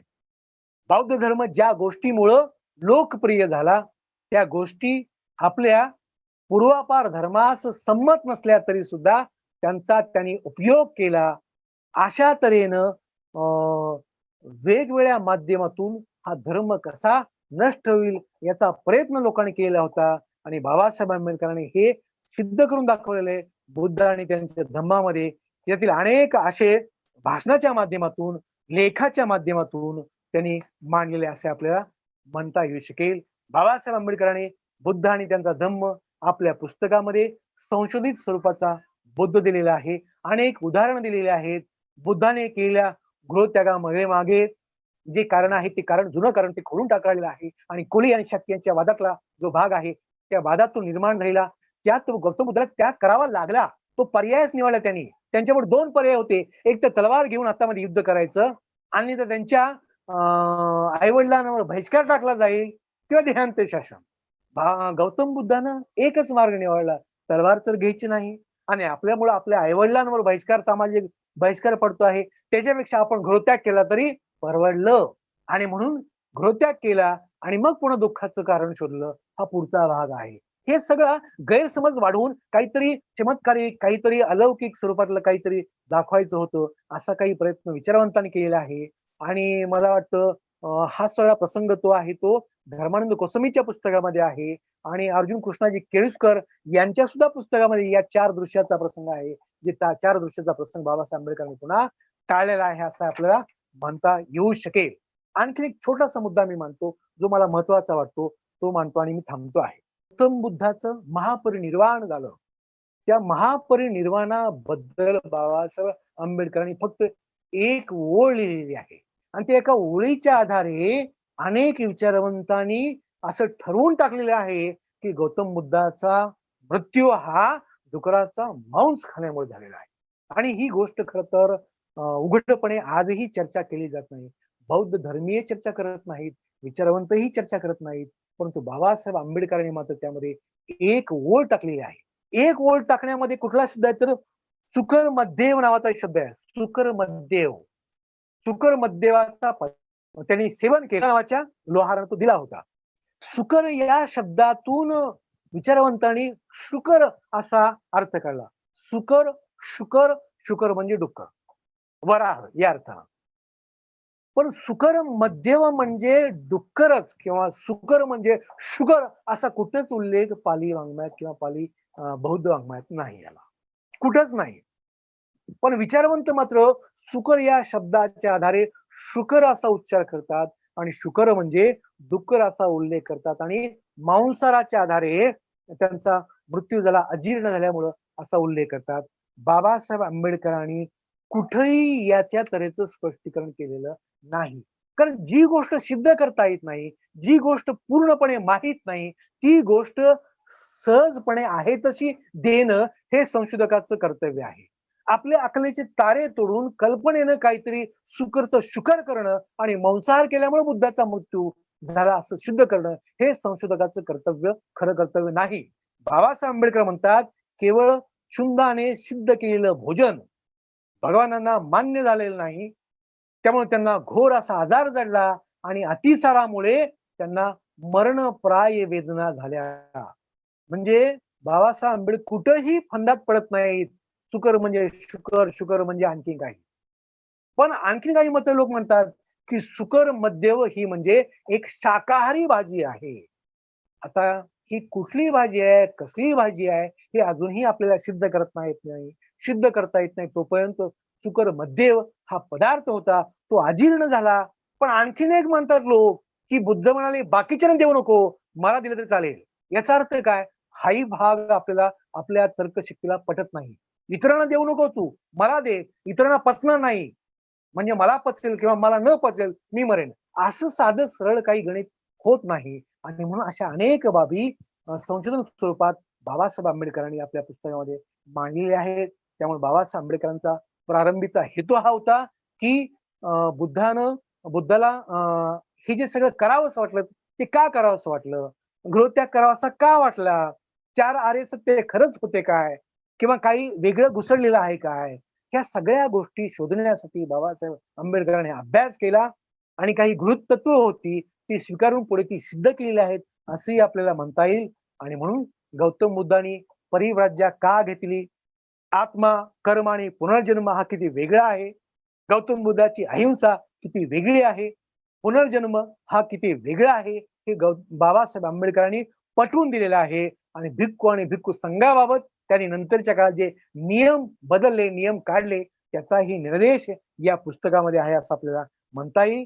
त्यामुळे बुद्ध आणि त्यांच्या धम्माविषयी एकच एक पुस्तक नाही, आणि असं पुस्तक बाबासाहेब आंबेडकरांनी भारतवर्षाला दिलेलं आहे असं आपल्याला म्हणता येतं. आणि हे संशोधन बाबासाहेब आंबेडकरांनी पूर्ण केलं, बौद्ध धर्माचा स्वीकार केला, आणि त्यांच्या पश्चात हे पुस्तक मराठीत आणि इंग्रजीत ते प्रकाशित झालेले असं आपल्याला म्हणता येईल. या निमित्तानं मी बाबासाहेब आंबेडकरांचं बुद्ध आणि हिज धम्मा या पुस्तकावरचं संशोधन स्वरूपातलं कार्य किती संत गतीनं आरंभी सुरू होतं आणि पुढे पुढे त्याला कशी गती येत गेली आणि किती शास्त्रीय स्वरूपात त्यांनी ते शुद्ध करून दाखवलेले आहे, शुद्ध स्वरूपात आणलेलं आहे असं आपल्याला लक्षात येईल. आपण मला ऐकून घेतलात, विस्तृतपणे वाढलेलं हे सगळं भाषण, त्याबद्दल आपलं आभार मानतो. आलोकशाही या चॅनलला मी खूप खूप आभार मानतो. डॉक्टर आलोक जत्राडकर यांचंही आभार मानतो आणि थांबतो. धन्यवाद. मित्रहो, हे होते प्राध्यापक गिरीश मोरे, ज्यांनी अत्यंत व्यासंगी आणि अभ्यासू पद्धतीनं डॉक्टर बाबासाहेब आंबेडकर यांना अभिप्रेत असणारा बुद्ध आणि त्यांचा धम्म याविषयी अत्यंत विस्तृत असं विवेचन आज आपल्यासमोर केलेलं आहे. त्याच्या अनेक पैलू उलगडून दाखवण्याचं कार्य प्राध्यापक मोरे यांनी केलेलं आहे आणि मला वाटतं त्यांची मांडणी ही आपणा सर्वांना आवडली असेल अशी मी अपेक्षा बाळगतो. अशाच पद्धतीचं व्याख्यान या पुढील काळात सुद्धा आम्ही आपल्यासमोर घेऊन येण्याचा आमचा प्रयत्न राहील. मला वाटतं आम्ही जी आलोकशाही प्रस्तुत बुद्ध जयंती ऑनलाईन व्याख्यानमाला महोत्सव हा जो घेऊन आलेलो आहोत तो आपल्याला निश्चितपणाने आवडला असेल, आवडत असेल तर आपण निश्चितपणाने आमच्या या चॅनलला लाईक करा, सबस्क्राईब करा, शेअर करा आणि नोटिफिकेशन बेल आयकॉन दाबायला विसरू नका. पाहत रहा आलोकशाही.